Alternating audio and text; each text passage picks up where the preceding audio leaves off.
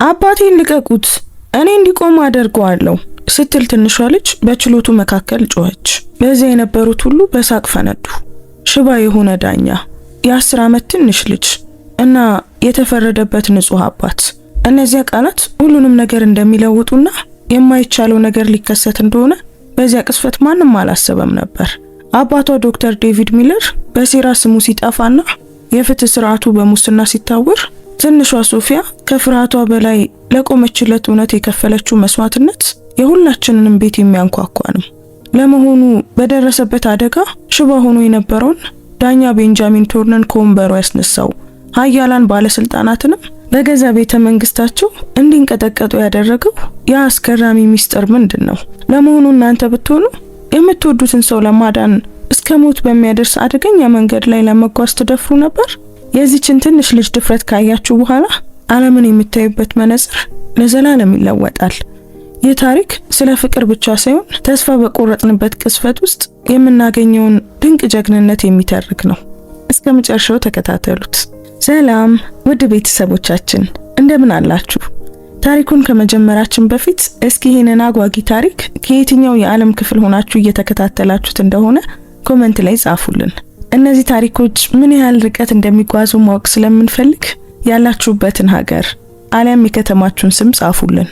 ሁል ጊዜም ለምትሰጡን ሀሳብ፣ አስተያየት፣ ለምታበረታቱን ሁሉ ከልብ እናመሰግናለን።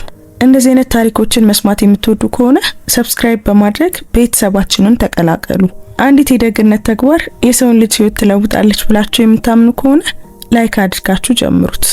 የእናንተ አንድ ላይክ ለቻናላችን እድገት ትልቅ ዋጋ አለው። በየቀኑ የምንለቃቸው አዳዲስ ታሪኮች እንዳያመልጧችሁ የደወል ምልክቱን ተጫኑ። አሁን በቀጥታ ወደ ታሪካችን እንመለስ። ሶፊያ ሚለር ባለ ሁለትዮሽ በሮችን በሙሉ ኃይሏ ስትገፋ በከፍተኛው ችሎት አዳራሽ ውስጥ ያለው ዝምታ ፍጹም ነበር። የበሩ ድምጽ እንደ ጦርነት ጩኸት አስተጋባ። 200 ጥንድ አይኖች ወደ መግቢያው ዞሩ። እዚያም የተጨማደደ የትምህርት ቤት ዩኒፎርም የለበሰችና በጉንጮቿ ላይ የደረቁ እንባዎች ያሏት አንዲት ልጅ በቆራጥነት እርምጃ ወደ መድረኩ ትጓዝ ነበር። ስርዓት! ዳኛ ቤንጃሚን ቶርን መዶሻውን ጠረጴዛው ላይ መታው። ወደፊት ሲጠጋ ተሽከርካሪ ወንበሩ በትንሹ ይጮህ ነበር። በፍርድ ቤት ውስጥ ለብዙ 10 ዓመታት የቆዩት ግራጫማ አይኖቹ በትንሿ ሰርጎ ገብ ላይ አረፉ። በችሎቱ ሂደት ውስጥ ለአካለ መጠን ያልደረሰ ልጅ እንዲገባ የፈቀደው ማን ነው? ማንም አልመለሰም። የጥበቃ ሰራተኞቹ በግራ መጋባት እርስ በርሳቸው ተያዩ። ሶፊያ ከመያዟ በፊት የብረት መመርመሪያውን አልፋ በጣም በፍጥነት ሮጣ ነበር። አባቴ ንጹህ ነው። የሶፊያ ድምጽ ሰማይን እንደሚሰነጥቅ መብረቅ የችሎቱን ስርዓት ሰበረው። ሁላችሁም ታውቃላችሁ፣ ነገር ግን ማንም እውነቱን መስማት አይፈልግም። በአዳራሽ ውስጥ የሹክሹክታ ድምጽ ተሰማ። ጋዜጠኞች ካሜራዎቻቸውን አወጡ። በተመልካች ወንበር ላይ ያሉትም መንሾካሾክ ጀመሩ። በተከሳሽ ወንበር ላይ ዶክተር ዴቪድ ሚለር ራሱን በድንገት አነሳ። አይኖቹ የልጁን አይኖች አገኙ። ፊቱ ዝሏል። የጥቂት ቀናት ጺም ነበረው እና ለሳምንታት እንዳልተኛ ሰው ከአይኖቹ ስር የጠቆረ ምልክት ይታይ ነበር። ሶፊያ ይህንን አታድርጊ ሲል በጭንቀት ሹክ አላትና ለመነሳት ሞከረ። ነገር ግን እሱን በሚጠብቁት ፖሊሶች ተያዘ። አቃቤ ሕግ ሃሪሰን ወዲያውኑ ቆመ። በአክብሮት የታጀበ እንቅስቃሴ ከረባቱን አስተካከለ። ክቡርነቱ፣ ይህ ሙሉ በሙሉ ህገ ወጥ ነው። ይህች ልጅ የህግ ሂደቱን እያስተጓጎለች ነው። ወዲያውኑ እንድትወጣ ጠይቃለሁ እና እርሱ ውሸታም ኖት። ሶፊያ ወደ አቃቤ ሕጉ ዞረች። ትንሿ ጣቷን ያለ ፍርሃት ወደሱ እየጠቆመች ነበር። አባቴ ማንንም እንዳልገደለ ያውቃሉ። ማስረጃዎቹን ግን እርሱ ቀይረዋቸዋል። አዳራሹ በጩኸት ተናወጠ። የዳኛው መዶሻ 1 2 3 ጊዜ መታ። ዝምታ! ጥበቃዎች! ለአካለ መጠን ያልደረሰችውን ልጅ ወዲያውኑ አስወጧት። 2 የጥበቃ አባላት ወደ ሶፊያ ተጠጉ። እሷ ግን ቀደመቻቸው።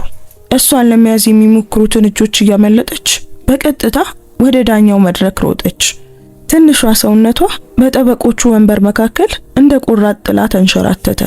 ክቡርነቱ፣ አባቴ በህይወት ዘመኑ ሁሉ የሰዎችን ህይወት ሲያድን ነበር። አዳዲስ እንባዎች በጉንጮቿ ላይ ሲፈሱ ቃላቶቹ ካፏ ተጣርተው ይወጡ ነበር። በመካከለኛው ሆስፒታል ምርጥ ቀዶ ጥገና ሐኪም ነበር። ልጆችን ያለ ክፍያ ቀዶ ጥገና ያደርግ ነበር። ሁሉንም ሰው ይረዳ ነበር። ልጄ ይህ የፍትህ ችሎት መሆኑን ተረጂ። ዳኛ ቤንጃሚን በተረጋጋ ግን ደግሞ በጠንካራ ድምፅ ተናገረ። እጆቹ የተሽከርካሪ ወንበሩን እጀታ አጥብቀው ይዘው ነበር። ስሜቶች እውነታውን አይቀይሩትም። አባትሽ በታካሚ ሞት ምክንያት በሕክምና ስህተት ተከሷል። ጌታዬ፣ ማስረጃዎቹ የተፈጠሩ ናቸው። በመጨረሻ ሶፊያ በመድረኩ ፊት ደረሰች። በጣም ተጠግታ የዳኛውን እጆች፣ የደም ስሮች ማየት ትችል ነበር። እና እርሶ ደግሞ ያውቃሉ። በዚህ ችሎት ውስጥ ያለ እያንዳንዱ ሰው ያውቀዋል። ዶክተር ዴቪድ ሚለር አይኖቹን አጥብቆ ጨፈነ። ልጁ በዚህ ድርጊቷ የወደፊት ይግባኝ የማለት እድሉን ሁሉ እያጠፋችበት ነበር። ጠበቃው ኤሌና ቫንስ በጭንቀት ቆመች። ክቡርነቱ፣ በደንበኛዬ ስም ይቅርታ ጠይቃለሁ። ሕፃኗ እውነቱን እየተናገረች ነው። አንድ አረጋዊ ድምፅ ከተመልካቾች ጋለሪ ተነሳ። ምርኩዝ ያዘች አንዲት ሴት በቀስታ ቆመች። ክስተቱ በሆነበት ምሽት እዚያ ሆስፒታል ውስጥ ነበርኩ። ዶክተር ሚለር ያንን ሰው ለማዳን ሊያደርገው የሚችለውን ሁሉ አድርጓል። እመቤት፣ ወዲያውኑ ይቀመጡ፣ ካልሆነ ግን ከዚህ ይወጣሉ ሲል ዳኛው አዘዘ። ነገር ግን ሌሎች መነሳት ጀመሩ። መጀመሪያ አንድ፣ ከዚያ 3፣ ከዚያም በደርዘን የሚቆጠሩ ሰዎች በጋለሪ ውስጥ ቆሙ። ልጄ በዶክተር ሚለር ምክንያት በህይወት አለ። ሚስቴን 1 ሳንቲም እንኳን ሳይጠይቅ ቀዶ ጥገና አድርጎላታል። ያ ሰው ጀግና እንጂ ወንጀለኛ አይደለም። መዶሻው በቁጣ ተመታ። በችሎት ውስጥ ሁከት እየነገሰ እያለ ጥበቃዎች ወደ ጋለሪው ሮጡ። በግርግሩ መካከል ሶፊያ አጋጣሚውን ተጠቀመች። ማንም ሊያስቆማት ከመቻሉ በፊት የመድረኩን ደረጃዎች ወጣችና በቀጥታ በዳኛ ቤንጃሚን ተሽከርካሪ ወንበር ፊት ለፊት ቆመች። ክቡር ዳኛ፣ ድምጿ አሁን ዝቅተኛ ነበር። ነገር ግን እያንዳንዱ ቃል እንደ ስለታም ቢላዋ አየሩን ይቀድ ነበር። እናቴ ከዓመታት በፊት ሞታለች። አባቴ ያለኝ ብቸኛ ሰው ነው። ዛሬ እሱን ከፈረዱበት ንጹህ ቤተሰብን እያፈረሱ ነው። ቤንጃሚን ቱርን ከፊት ለፊቱ ያለችውን ልጅ ተመለከተ። ለአንድ አፍታ በግራጫ አይኖቹ ውስጥ የሆነ ነገር ፈነጠቀ፣ እንደ ህመም ወይም ምናልባት እንደ ማስታወስ ያለ ነገር። ነገር ግን ፊቱ እንደገና ጠነከረ። ልጄ፣ ፍትህ በስሜት ሳይሆን በእውነታዎችና በማስረጃዎች ላይ የተመሰረተ ነው እና በአባትሽ ላይ ያሉት ማስረጃዎች ሶፊያ ድምጿን እንደገና ከፍ አድርጋ አቋረጠችው። የገዛ ልጆ በአባቴ በዳነበት ጊዜ ስለ ማስረጃ ይናገራሉ። መላው ችሎት በድንገት ዝም አለ። ሹክሹክታም ሆነ እንቅስቃሴ የለም። የሁሉም አይኖች ወደ ዳኛው በረሩ። የእሱ አገላለጽም በከፍተኛ ሁኔታ ተለወጠ። የተሽከርካሪ ወንበሩን እጀታ ሲጨምቅ ጣቶቹ ነጡ። ምን? አሁን ምንድነው ያልሽው? ድምፁ እንደ ሻካራ ሹክሹክታ ወጣ። ልጆ፣ ክቡርነቶ። ሶፊያ ከትምህርት ቤት ዩኒፎርሟ ኪስ ውስጥ የታጠፈ ወረቀት አወጣች። ከዓመታት በፊት ትንሽ በነበረበት ጊዜ አደጋ ደርሶበት ነበር። ዶክተሮች በህይወት አይተርፍም አሉ። ነገር ግን አባቴ ለ11 ሰዓታት በተከታታይ ቀዶ ጥገና አደረገለት። ሳይታክት፣ ተስፋ ሳይቆርጥ ህይወቱን አዳነው። አቃቤ ሕግ ሃሪሰን ፊቱ ገረጣ። ጠበቃ ኤሌና ቫንስ ሶፊያን በሰፊው በተከፈቱ አይኖቿ ተመለከተቻት። ያንን መረጃ ከየት እንዳመጣችው አላወቀችም። ከተከሳሹ ወንበር ላይ ዶክተር ዴቪድ ሚለር ልጁ አደገኛ መስመር እንደተሻገረች በማወቅ ራሱን ይነቀንቅ ነበር። ያ ለዚህ ጉዳይ ተዛማጅነት የለውም። ዳኛው ተንተባተበ። ነገር ግን ድምፁ ሙሉ ስልጣኑን አጥቶ ነበር። እኔ አልችልም። ምን አይችሉም? ሶፊያ አንድ እርምጃ ተጠጋች። ትክክለኛ መሆን አይችሉም? እውነተኛ ማስረጃዎቹን ማየት አይችሉም? ክቡር ዳኛ፣ ልጁን የመለሰሉትን ሰው እየዳኙ እዚህ ተቀምጠዋል። አሁን ደግሞ ባላደረገው ነገር ሊፈርዱበት ነው። ልጄ፣ አሁኑኑ አቁሚ። ዳኛ ቤንጃሚን ፊቱ ቀልቶ እጁን አነሳ። ችሎቱን እየናቅሽ ነው። ጥበቃዎች! ነገር ግን ሶፊያ ለመቆም በጣም ርቃ ሄዳ ነበር። በልጅ አይምሮ ውስጥ ይህ ሰው እንዲረዳ የሚያደርግ በኃያላንና በረዳት አልቦች መካከል ያለውን የግዴለሽነት ግድግዳ የሚሰብር አንድ መንገድ ብቻ ነበር። ተሽከርካሪ ወንበሩን ወደ ታች ተመለከተች። ከዚያም የዳኛውን አይኖች አየች እና ከዚያ ሁሉንም ነገር የሚቀይሩትን እነዛን ቃላት ተናገረች። አባቴን ልቀቁት፣ እንዲቆምም አደርጋለሁ። ተከታዩ ዝምታ ፍጹም ነበር። በጣም ጥቅጥቅ ያለ ከመሆኑ የተነሳ በቢላ ሊቆረጥ ይችል ነበር። እናም ልክ አንድ ሰው ግድብ እንደከፈተ ሁሉ በአዳራሽ ውስጥ ከባድ ሳቅ ፈነዳ። ጠበቆቹ ሳቁ፣ ጋዜጠኞችም ሳቁ፣ ተመልካቾችም ሳቁ። ጥበቃዎቹ እንኳን ባለማመን ፈገግታን ተለዋወጡ። አንዲት ትንሽ ልጅ ለዓመታት ሽባ ሆኖ የቆየን ሰው እንዲራመድ ለማድረግ ቃል ገብታ ነበር። የማይረባ የህፃን ጨዋታ የማይቻል ነበር። ሰማሃት? አንድ ጋዜጠኛ በሳቅ መካከል ለባልደረባው ሹክ አለ። ዳኛው እንዲራመድ ልታደርገው ነው። ይህ ለጋዜጣ ዋና ገጽ የሚሆን ጉዳይ ነው። ምስኪን ፍጥረት ተስፋ ቆርጣለች አለች አንዲት ሴት በጋለሪ ውስጥ። አቃቤ ሕግ ሃሪሰን ጨካኝ ፈገግታን አሳየ። ክቡርነቱ፣ ይህ ትዕይንት በተከሳሹ ቤተሰብ ዙሪያ ያለውን ያልተረጋጋ የአእምሮ ሁኔታ በትክክል እንደሚያሳይ ያምናለሁ። ይህ በቅጣት ውስጥ ግምት ውስጥ እንዲገባ ጠይቃለሁ። ጠበቃ ኤሌና ቫንስ እንኳን በብስጭት አይኖቿን ጨፈነች። ቀድሞውኑ ደካማ የሆነው ጉዳዩዋ በችሎቱ ፊት ቀልድ ሆኖ ነበር። ነገር ግን ሶፊያ ወደ ኋላ አላፈገፈገችም፣ አላለቀሰችም፣ እይቷን ዝቅ አላደረገችም። አታምኑኝም አለች በቀጥታ ወደ ዳኛ ቤንጃሚን አይኖች እያየች። ሁላችሁም ትስቃላችሁ፣ ነገር ግን እኔ እናንተ የማታውቁትን ነገር አውቃለሁ። ምንድነው እሱ? ዳኛው በደከመ ድምጽ ጠየቀ። ትዕግስቱ አሁን ተሟጦ ነበር። ሁላችንም የዓመታት ልምድ ያለን ሰዎች የማናውቀው፣ አንቺ ደግሞ የምታውቂው ነገር ምንድነው? ሶፊያ ወደፊት ጎንበስ አለች። ዳኛው ብቻ በግልጽ ሊሰማት በሚችልበት ደረጃ ተጠጋች። እኔ መራመድ እንደሚችሉ አውቃለሁ። ቃላቶቹ እንደ ዝምተኛ ቦምብ ወደቁ። የዳኛ ቤንጃሚን ቶርን ፊት ተለወጠ። ቀለሙ ሙሉ በሙሉ ከቆዳው ላይ ጠፋ። እጆቹ በግልጽ መንቀጥቀጥ ጀመሩ። አይኖቹ በድንጋጤ በፍርሃትና በሌላ ነገር ተከፈቱ። ንጹህ ሽብር በሚመስል ነገር። ምን አልሽ? ድምፁ በቀላሉ በማይሰማ ሹክሹክታ ወጣ። መራመድ ይችላሉ፣ ሶፊያ ደገመችው። በዚህ ጊዜ በአቅራቢያ ያሉ ጠበቆች እንዲሰሙት በቂ የሆነ ድምጽ ነበራት። እናም ማረጋገጥ እችላለሁ። ከጥቂት ጊዜያት በፊት በሳቅ ይናወጥ የነበረው ችሎት አሁን የመቃብር ዝምታ ሰፍኖበታል። በልጅቷ ቃና ውስጥ ያለ ነገር፣ በዳኛው ምላሽ ውስጥ የታየው ነገር ሁኔታውን ሙሉ በሙሉ ቀይሮታል። አቃቢ ሕግ ሃሪሰን ዘሎ ቆመ። ክቡርነቱ፣ ይህ የማይረባ ነገር ነው። ልጅቷ መሰረት የሌለውን ውንጀላ እየፈጠረች ነው። እንድትወጣና በችሎት መድፈር እንድትከሰስ ጠይቃለሁ።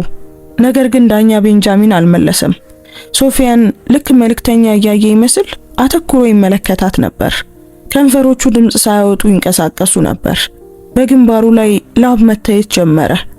ክቡርነቱ፣ ጠበቃ ኤሌና ቫንስ ለመናገር ደፈረች። ደህና ኖት? ሶፊያ ከኪሷ ሌላ ነገር አወጣች። በጊዜ ብዛት ቢጫ የሆነ ትንሽ ኢንቨሎፕ በጠንካራ እጆቿ በዳኛው ጠረጴዛ ላይ አስቀመጠችው። ይህ አለች በጠራ ድምጽ፣ አባቴ ፈጽሞ ሊያሳየው ያልፈለገው ደብዳቤ ነው።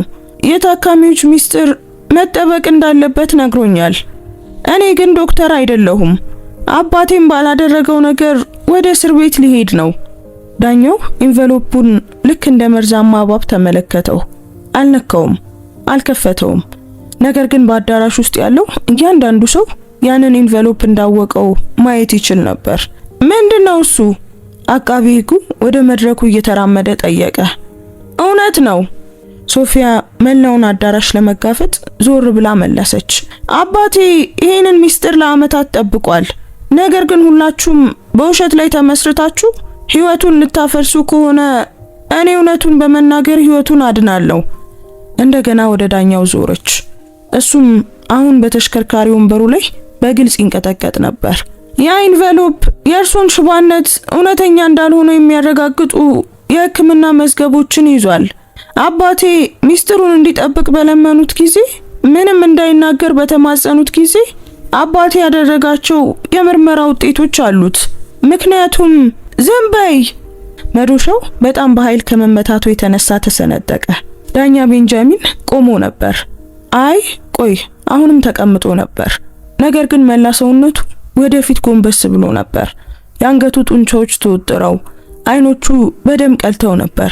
ጠበቃ፣ ይህችን ልጅ ወዲያውኑ አስወጧት እና ያንን ኢንቨሎፕ ቀሟት። ነገር ግን ሶፊያ ፈጣን ነበረች። ኢንቨሎፑን ይዛ ከራሷ በላይ ከፍ አድርጋ አነሳችው። ማንም ቢነካኝ ይህንን ለመላው ችሎት፣ ለፕሬስ፣ ለመላው አገሪቱ ጮክ ብዬ አነበዋለሁ።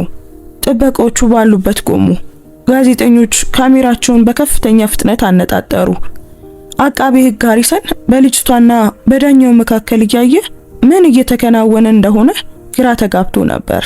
ዶክተር ዴቪድ ሚለር ከተከሳሹ ወንበር በድንጋጤ ሹክ አለ። ሶፊያ እባክሽን ይህንን አታድርጊ። ነገር ግን ልጁ ቀድሞውኑ ወስና ነበር። ስምምነት አደርጋለሁ ክቡር ዳኛ አለች ከእድሜዋ ጋር በማይመጥን መረጋጋት። አባቴን አሁኑኑ ይልቀቁት። ይህ ችሎት ማጭበርበር መሆኑን ይመኑ። እኔም ይህንን ኢንቨሎፕ አጠፋዋለሁ። ሚስጥሩ ከኔ ጋር አብሮ ይሞታል። ነገር ግን ዛሬ በአባቴ ላይ ከፈረዱ መላው ዓለም ስለ እርሱ እውነቱን ያውቃል። መላው ችሎት ትንፋሹን ውጦ ነበር። ይህ ከእንግዲህ የዶክተር ዴቪድ ሚለር ችሎት አልነበረም። ይህ ማንም ያልጠበቀው በጣም ትልቅ ነገር ሆኗል። ዳኛ ቤንጃሚን ቶርን ከፊቱ ያለችውን ትንሽ ልጅ ተመለከተ። ከዚያም ጋዜጠኞቹን፣ ከዚያም እንደ መሳሪያ የያዘችውን ኢንቨሎፕ ተመለከተ። ስራው፣ ስሙ፣ መላው ህይወቱ በአንዲት ልጅ እጅ ውስጥ ባለ ክር ላይ ተንጠልጥሎ ነበር። ምን እያደረግሽ እንደሆነ አይገባሽም ሲል በተሰበረ ድምጽ ሹክ አለ። በደንብ ይገባኛል ሶፊያ መለሰች። ምንም አይነት መስዋዕትነት ቢጠይቅም እንኳን አባቴን እያዳንኩት ነው። እናም በዚያ ቅስፈት ካሜራዎቹ እያንዳንዱን ሰከንድ እየቀረጹ ነበር። መላው ችሎት ትንፋሹን ውጦ እየጠበቀ እያለ ዳኛ ቤንጃሚን ቶርን ማንም ያልጠበቀውን ነገር አደረገ። ማልቀስ ጀመረ።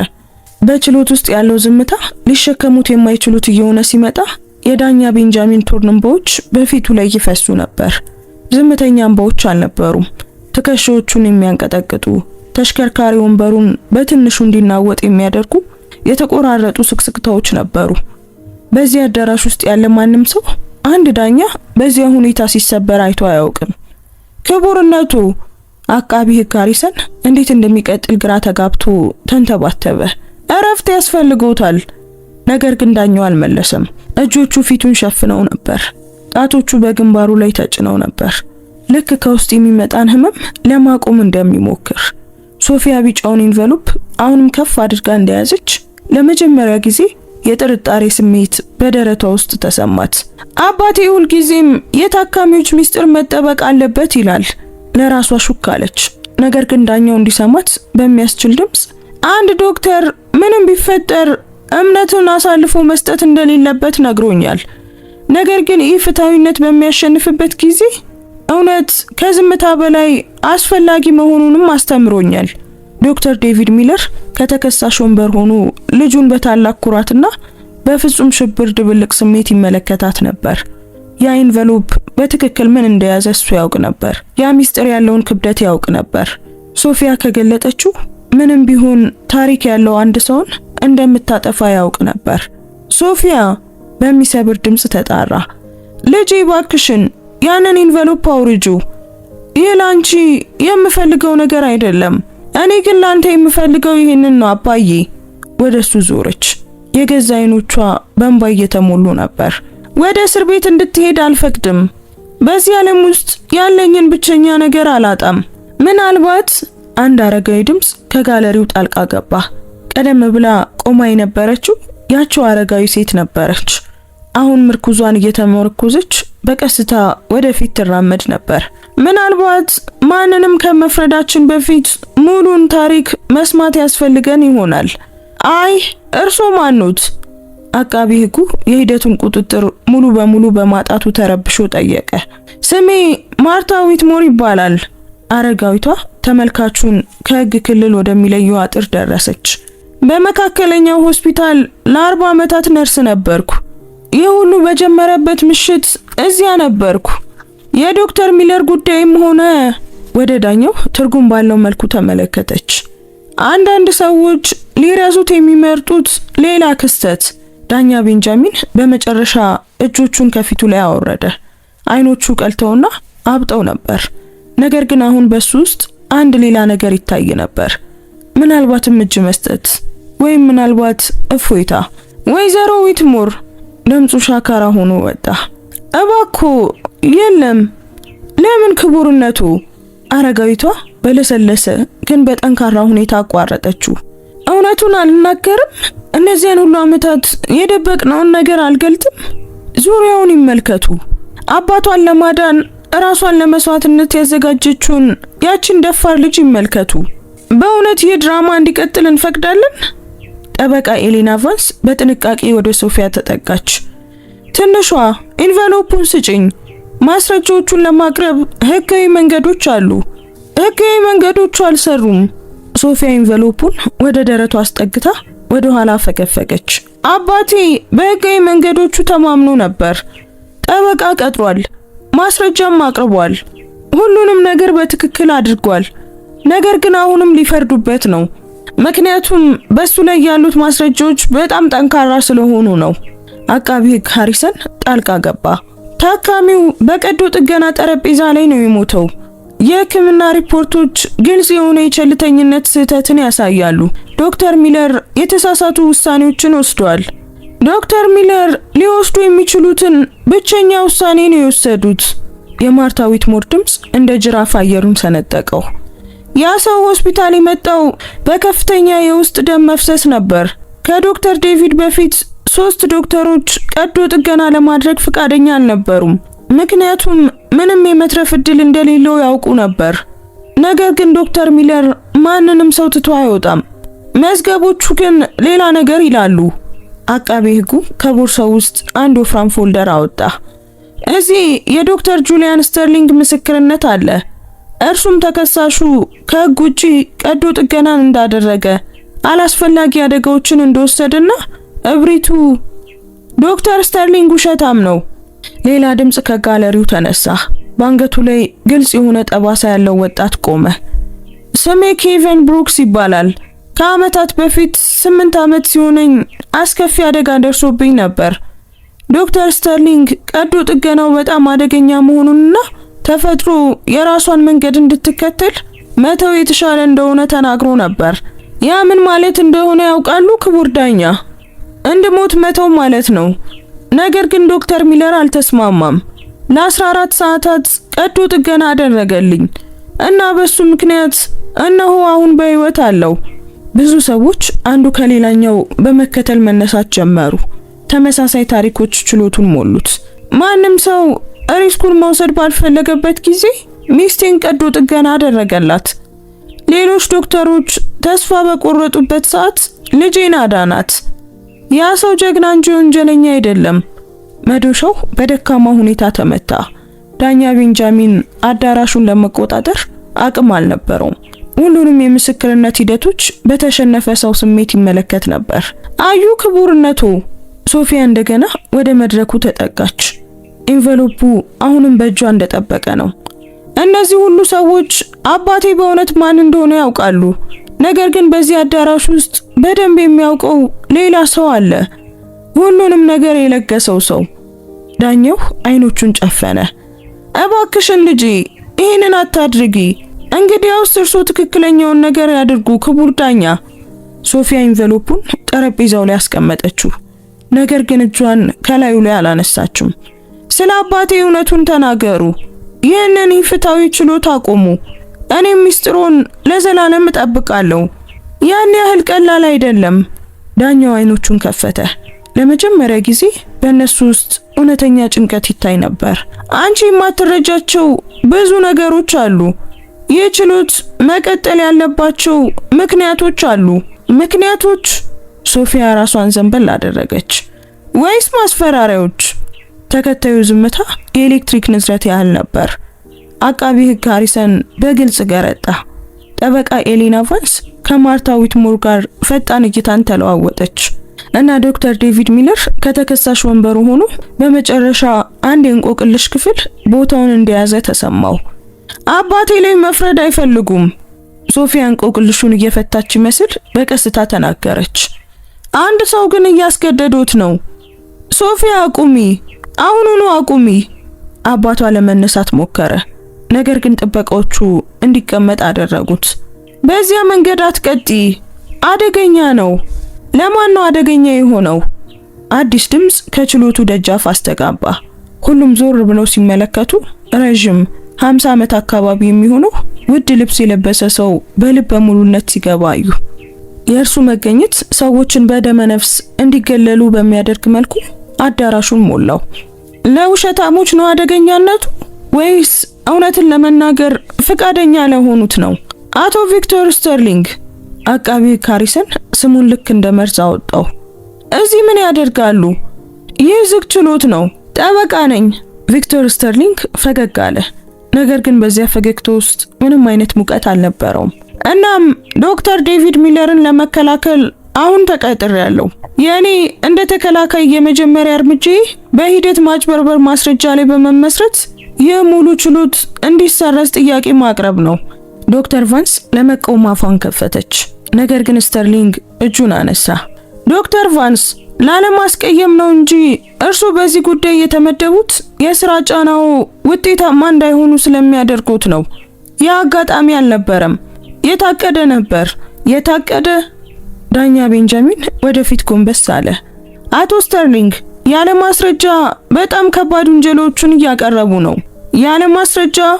ስተርሊንግ ከኪሱ አንድ መሳሪያ ወጣ። ቀረጻዎች አሉኝ። በአቃቤ ሕግ ሃሪሰንና ጥላ ስር መቆየትን በሚመርጡ አንዳንድ ግለሰቦች መካከል የተደረጉ ንግግሮች። እውነቱ ምንም ይሁን ምን የዶክተር ሚለር ጥፋተኝነት እንዴት እንደሚረጋገጥ በትክክል የሚወያዩባቸው ንግግሮች። በችሎቱ ሹክሹክታ ነገሰ። አቃቤ ሕግ ሃሪሰን ፊቱ በንዴት ቀልቶ ዘሎ ቆመ። ይህ ፍጹም ውሸት ነው። ያ መሳሪያ ወዲያውኑ እንዲወረስ ጠይቃለሁ። ንጹህ ሰውን ለማሰር የሚደረግን ሴራ የሚያመለክቱ የግል ንግግሮችን ለማግኘት የሚያስችል ህጋዊ መንገድ የለም። ስተርሊንግ ቅንድቡን ሰበሰበ። ልክ ነው አቃቤ ሕግ፣ ይህንን ለማግኘት ህጋዊ መንገድ የለም። ነገር ግን እነሆ በእጄ ነው። ከቀናት ሰዓታትና ስሞች ጋር ሙሉ ነው። ሶፊያ አዲሱን መጤ በመገረምና በጥርጣሬ ድብልቅ ስሜት ትመለከተው ነበር። እርሶ በእውነት ማኑት? አባቴን ለምን ይረዳሉ? ቪክተር ስተርሊንግ በቀጥታ ተመለከታት እና ወደ ችሎቱ ከገባ በኋላ ለመጀመሪያ ጊዜ ገጽታው ለሰለሰ። ምክንያቱም ትንሿ አባትሽ አንድ ጊዜ ለኔ በጣም አስፈላጊ የሆነን ሰው አድኗል። ዶክተሮች ተስፋ የቆረጡበትን ሰው። እናም ያንን ውለታ ለመመለስ ትክክለኛውን ጊዜ ለአመታት ስጠብቅ ነበር። ማንን? ሶፊያ ጠየቀች። ልጄን። ስተርሊንግ በቀላሉ መለሰ። ከአመታት በፊት ያንቺ እድሜ ያለች የአንጎል ደም ስር እብጠት ነበረባት። 5 የተለያዩ ቀዶ ጥገና ሐኪሞች የማይቻል ነው ባሉበት ጊዜ ዶክተር ሚለር ቀዶ ጥገናውን አደረጉላት። ዛሬ እሷ ሁለተኛ የህይወት እድል የሰጣትን ሰው ለመምሰል ስለምትፈልግ ሕክምናን እየተማረች ነው። እንባ በሶፊያ ጉንጮች ላይ ፈሰሰ። እንግዲያውስ አባቴ ያዳናቸው ተጨማሪ ሰዎች አሉ ማለት ነው፣ በመቶዎች የሚቆጠሩ። ማርታ ዊትሞር ጣልቃ ገባች። በስራ ዘመኑ ዶክተር ሚለር ሌሎች ዶክተሮች እንደማይድኑ የቆጠሯቸውን በመቶዎች የሚቆጠሩ ሰዎች አድኗል። ነገር ግን ያ ደግሞ ጠላቶችን አትርፎለታል። ጠላቶች? ምን እያላችሁ ነው? ዶክተር ቫንስ በመጨረሻ ድምጿን አነሳች። ይህ ችሎት በቀል ነው እያላችሁ ነው? በቀል ብቻ አይደለም። ስተርሊንግ ሁሉም እንዲሰሙት ድምጹን ከፍ አድርጎ ወደ አዳራሹ መሃል ተራመደ። መልእክት ነው። ታካሚዎቻቸውን ከትርፍ በላይ የሚያስቀድሙ፣ የመድኃኒት ኩባንያዎችን ጉቦ የማይቀበሉ፣ ሙሰኛ የሕክምና አሰራሮችን ለሚያጋልጡ ዶክተሮች በሙሉ የሚተላለፍ መልእክት ነው። እነዚህ በጣም ከባድ ወንጀሎች ናቸው፣ ዳኛ ቤንጃሚን ተናገረ። ነገር ግን ድምጹ እምነት ጎድሎት ነበር። እና እያንዳንዱን ማረጋገጥ እችላለሁ። ስተርሊንግ በመከላከያ ጠረጴዛው ላይ አንድ ቦርሳ አስቀመጠ። ነገር ግን መጀመሪያ ክቡርነቱ አንድ ውሳኔ እንዲያደርጉ ፈልጋለሁ። እውነቱ ወደ ብርሃን እንዲወጣ ይፈቅዳሉ ወይስ የዚህ ተውኔት አካል መሆኑን ይቀጥላሉ? ዳኛው ስተርሊንግን ተመለከተ። ከዚያም አሁንም ቢጫውን ኢንቨሎፕ የያዘችውን ሶፊያን፣ ከዚያም በጋለሪ ውስጥ ያሉትን በደርዘን የሚቆጠሩ ሰዎች በሙሉ በተስፋና በልመና የሚመለከቱበትን መንገድ አየ። በመጨረሻም አይኖቹ በዶክተር ዴቪድ ሚለር ላይ አረፉ። ዶክተር ሚለር በቀስታ ተናገረ። ልጄን አዳኑት። ከአመታት በፊት የሀገሪቱ ምርጥ ስፔሻሊስቶች ምንም ተስፋ የለም ባሉበት ጊዜ እርሶ ግን መንገድ አገኙ። ለማረፍም ሆነ እጅ ለመስጠት ፈቃደኛ ሳይሆኑ ለሰዓታት ቀዶ ጥገናን አደረጉ። መላው ችሎት በዝምታ ያዳምጥ ነበር። ከዚያ ቀዶ ጥገና በኋላ ዳኛው ቀጠለ። ድምፁ እየተሰባበረ ነበር። በግል መጥተው ጎበኙን፣ አንድ ነገር አሳዩን። በልጄ ቀዶ ጥገና ቅድመ ምርመራ ወቅት ያገኙትን ነገር፣ ስለኔ የሆነ ነገር። ሶፊያ ኢንቨሎፑን አጥብቃ ያዘችው።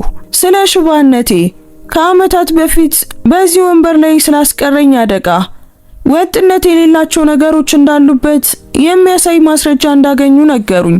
በትክክለኛው ሕክምና እንደገና መራመድ እንደምችል የሚጠቁሙ ጥናቶችን አሳዩኝ። ሶፊያ አረፍተ ነገሩን አሟላችሁ። ዳኛው በቀስታ ራሱን ነቀነቀ። ነገር ግን ለምን ይፋ ማድረግ እንደማልችል፣ ለምን ያንን ሚስጥር መጠበቅ እንዳለብኝ፣ ምክንያቱም ሽባነቴ ዘላቂ እንዳልሆነ ዓለም ካወቀ በዚህ ወንበር ላይ የቆየሁት ሙሉ በሙሉ በአካላዊ ምክንያቶች እንዳልሆነ ከታወቀ ስራውን ያጣሉ። ቪክተር ስተርሊንግ በቀስታ ተናገረ። ዝናውን የገነቡትን ሁሉንም ነገር ያጣሉ። ነገር ግን ያ ብቻ አይደለም። ማርታ ዊትሞር ድምጿ እየተንቀጠቀጠ ጀመረች። እውነት አይደለም ክቡርነቱ። ዳኛ ቤንጃሚን ቶርን አይኖቹን ጨፈነ እና እንደገና ሲከፍታቸው ውሳኔ ላይ ደርሶ ነበር። አዎ፣ ያ ብቻ አይደለም። እውነቱ ከአደጋው በኋላ ከኢንሹራንስ በሚሊዮኖች የሚቆጠር ካሳን ተቀብያለሁ። ዳግመኛ መራመድ እንደማልችል በሚገልጽ ግምት ላይ የተመሰረተ ካሳ። ያ እውነት እንዳልሆነ ዓለም ካወቀ ያንን ሁሉ ገንዘብ መመለስ ነበረብኝ። ለልጄ ሕክምና፣ ለልጆቼ ትምህርት ቤት፣ ለቤተሰብ መተዳደሪያ ያዋልኩትን ገንዘብ። እናም ዶክተር ሚለር ቤተሰቡን ለመጠበቅ ሚስጥሩን ጠበቀሉት። ሶፊያ ቀጠለች። አዎ፣ ዳኛው ራሱን ነቀነቀ። እናም ያንን ውለታ ፈጽሞ እንደማልረሳ፣ አንድ ቀን ልረዳው ከቻልኩ ያለ ጥርጥር እንደማደርገው ማልኩ። እንግዲያውስ ይርዱት፣ አሁን ይርዱት። ሶፊያ ኢንቨሎፑን በቀጥታ በዳኛው እጆች ውስጥ አስቀመጠች። አባቴ ያመነቦት ሰው ይሁኑ፣ ፍትሃዊ ይሁኑ። ቤንጃሚን ቶርን ኢንቨሎፑን በሚንቀጠቀጡ እጆቹ ወሰደ። ለረጅም ጊዜ ተመለከተው። ከዚያም በችሎት ውስጥ ባሉ ሰዎች ሁሉ አስደናቂ እይታ ፊት ለፊት ለሁለት ሰነጠቀው። ይህ ሚስጥር አለ በጠንካራ ድምፅ፣ እዚሁ አሁን ይሞታል። ስለተዛተብኝ አይደለም፣ ስለፈራሁም አይደለም። ነገር ግን አንዳንድ እውነቶች ከሌሎች የበለጠ አስፈላጊ መሆናቸውን ስለተረዳው ነው።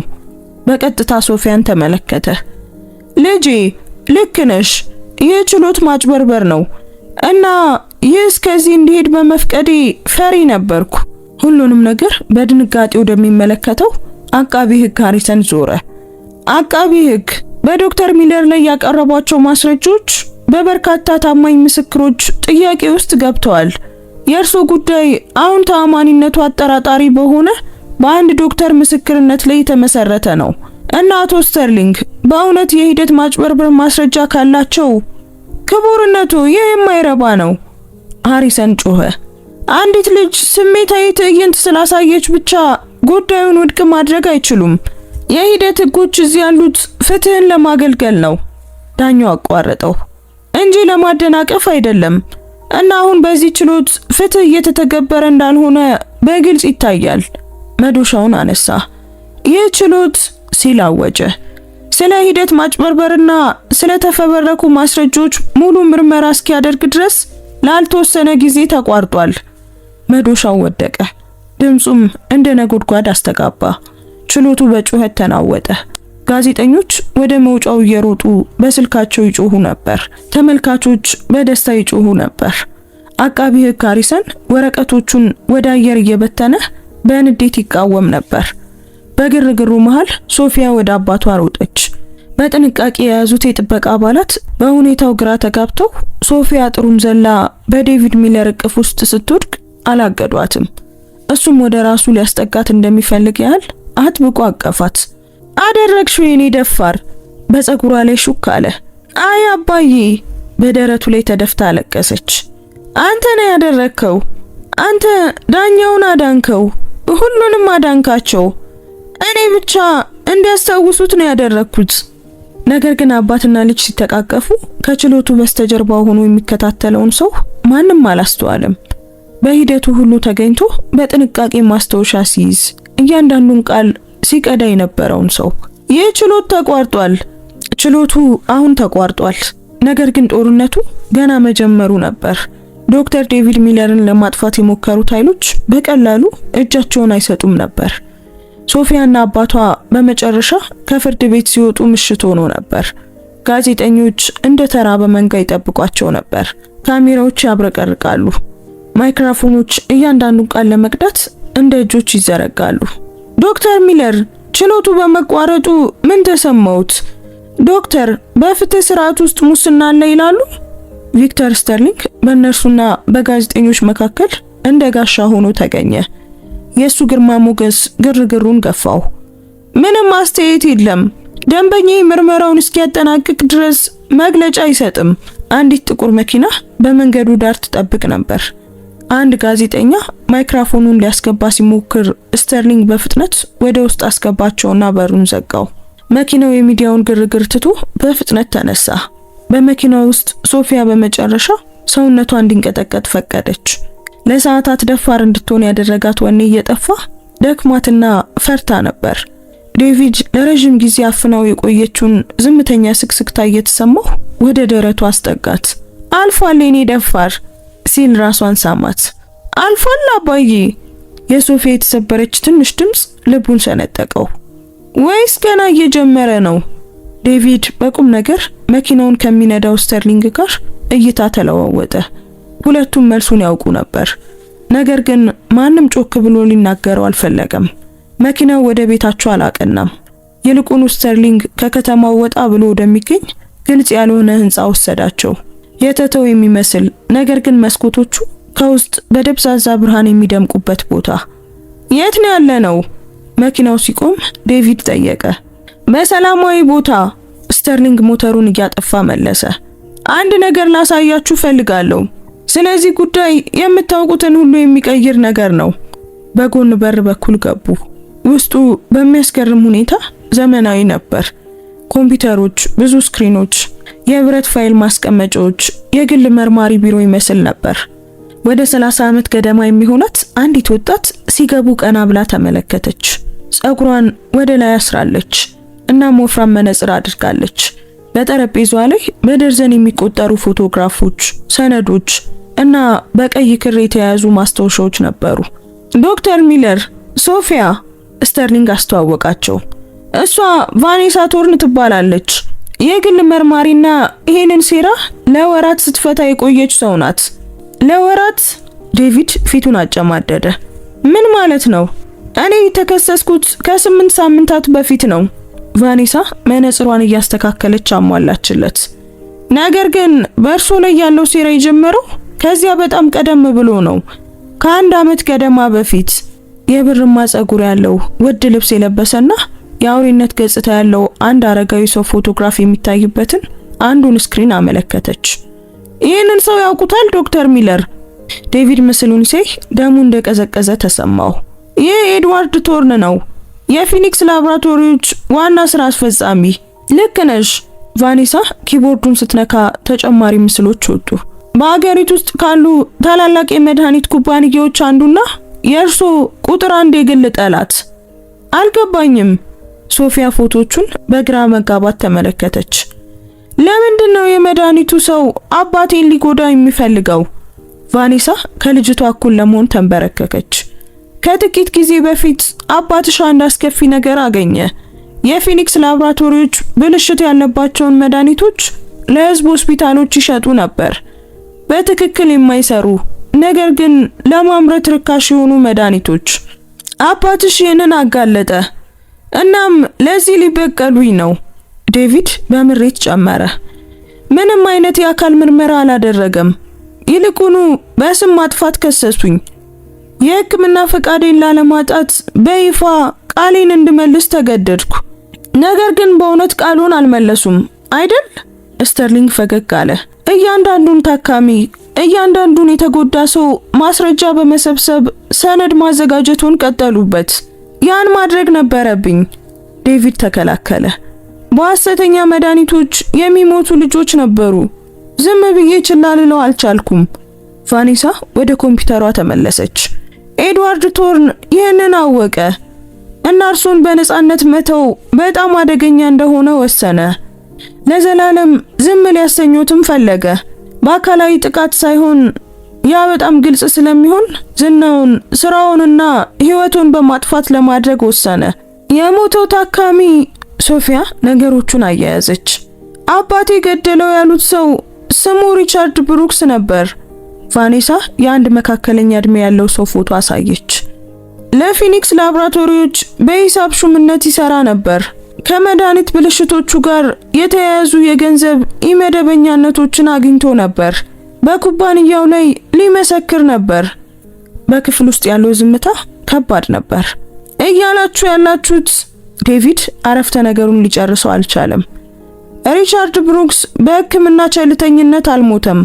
ስተርሊንግ አሟላለት።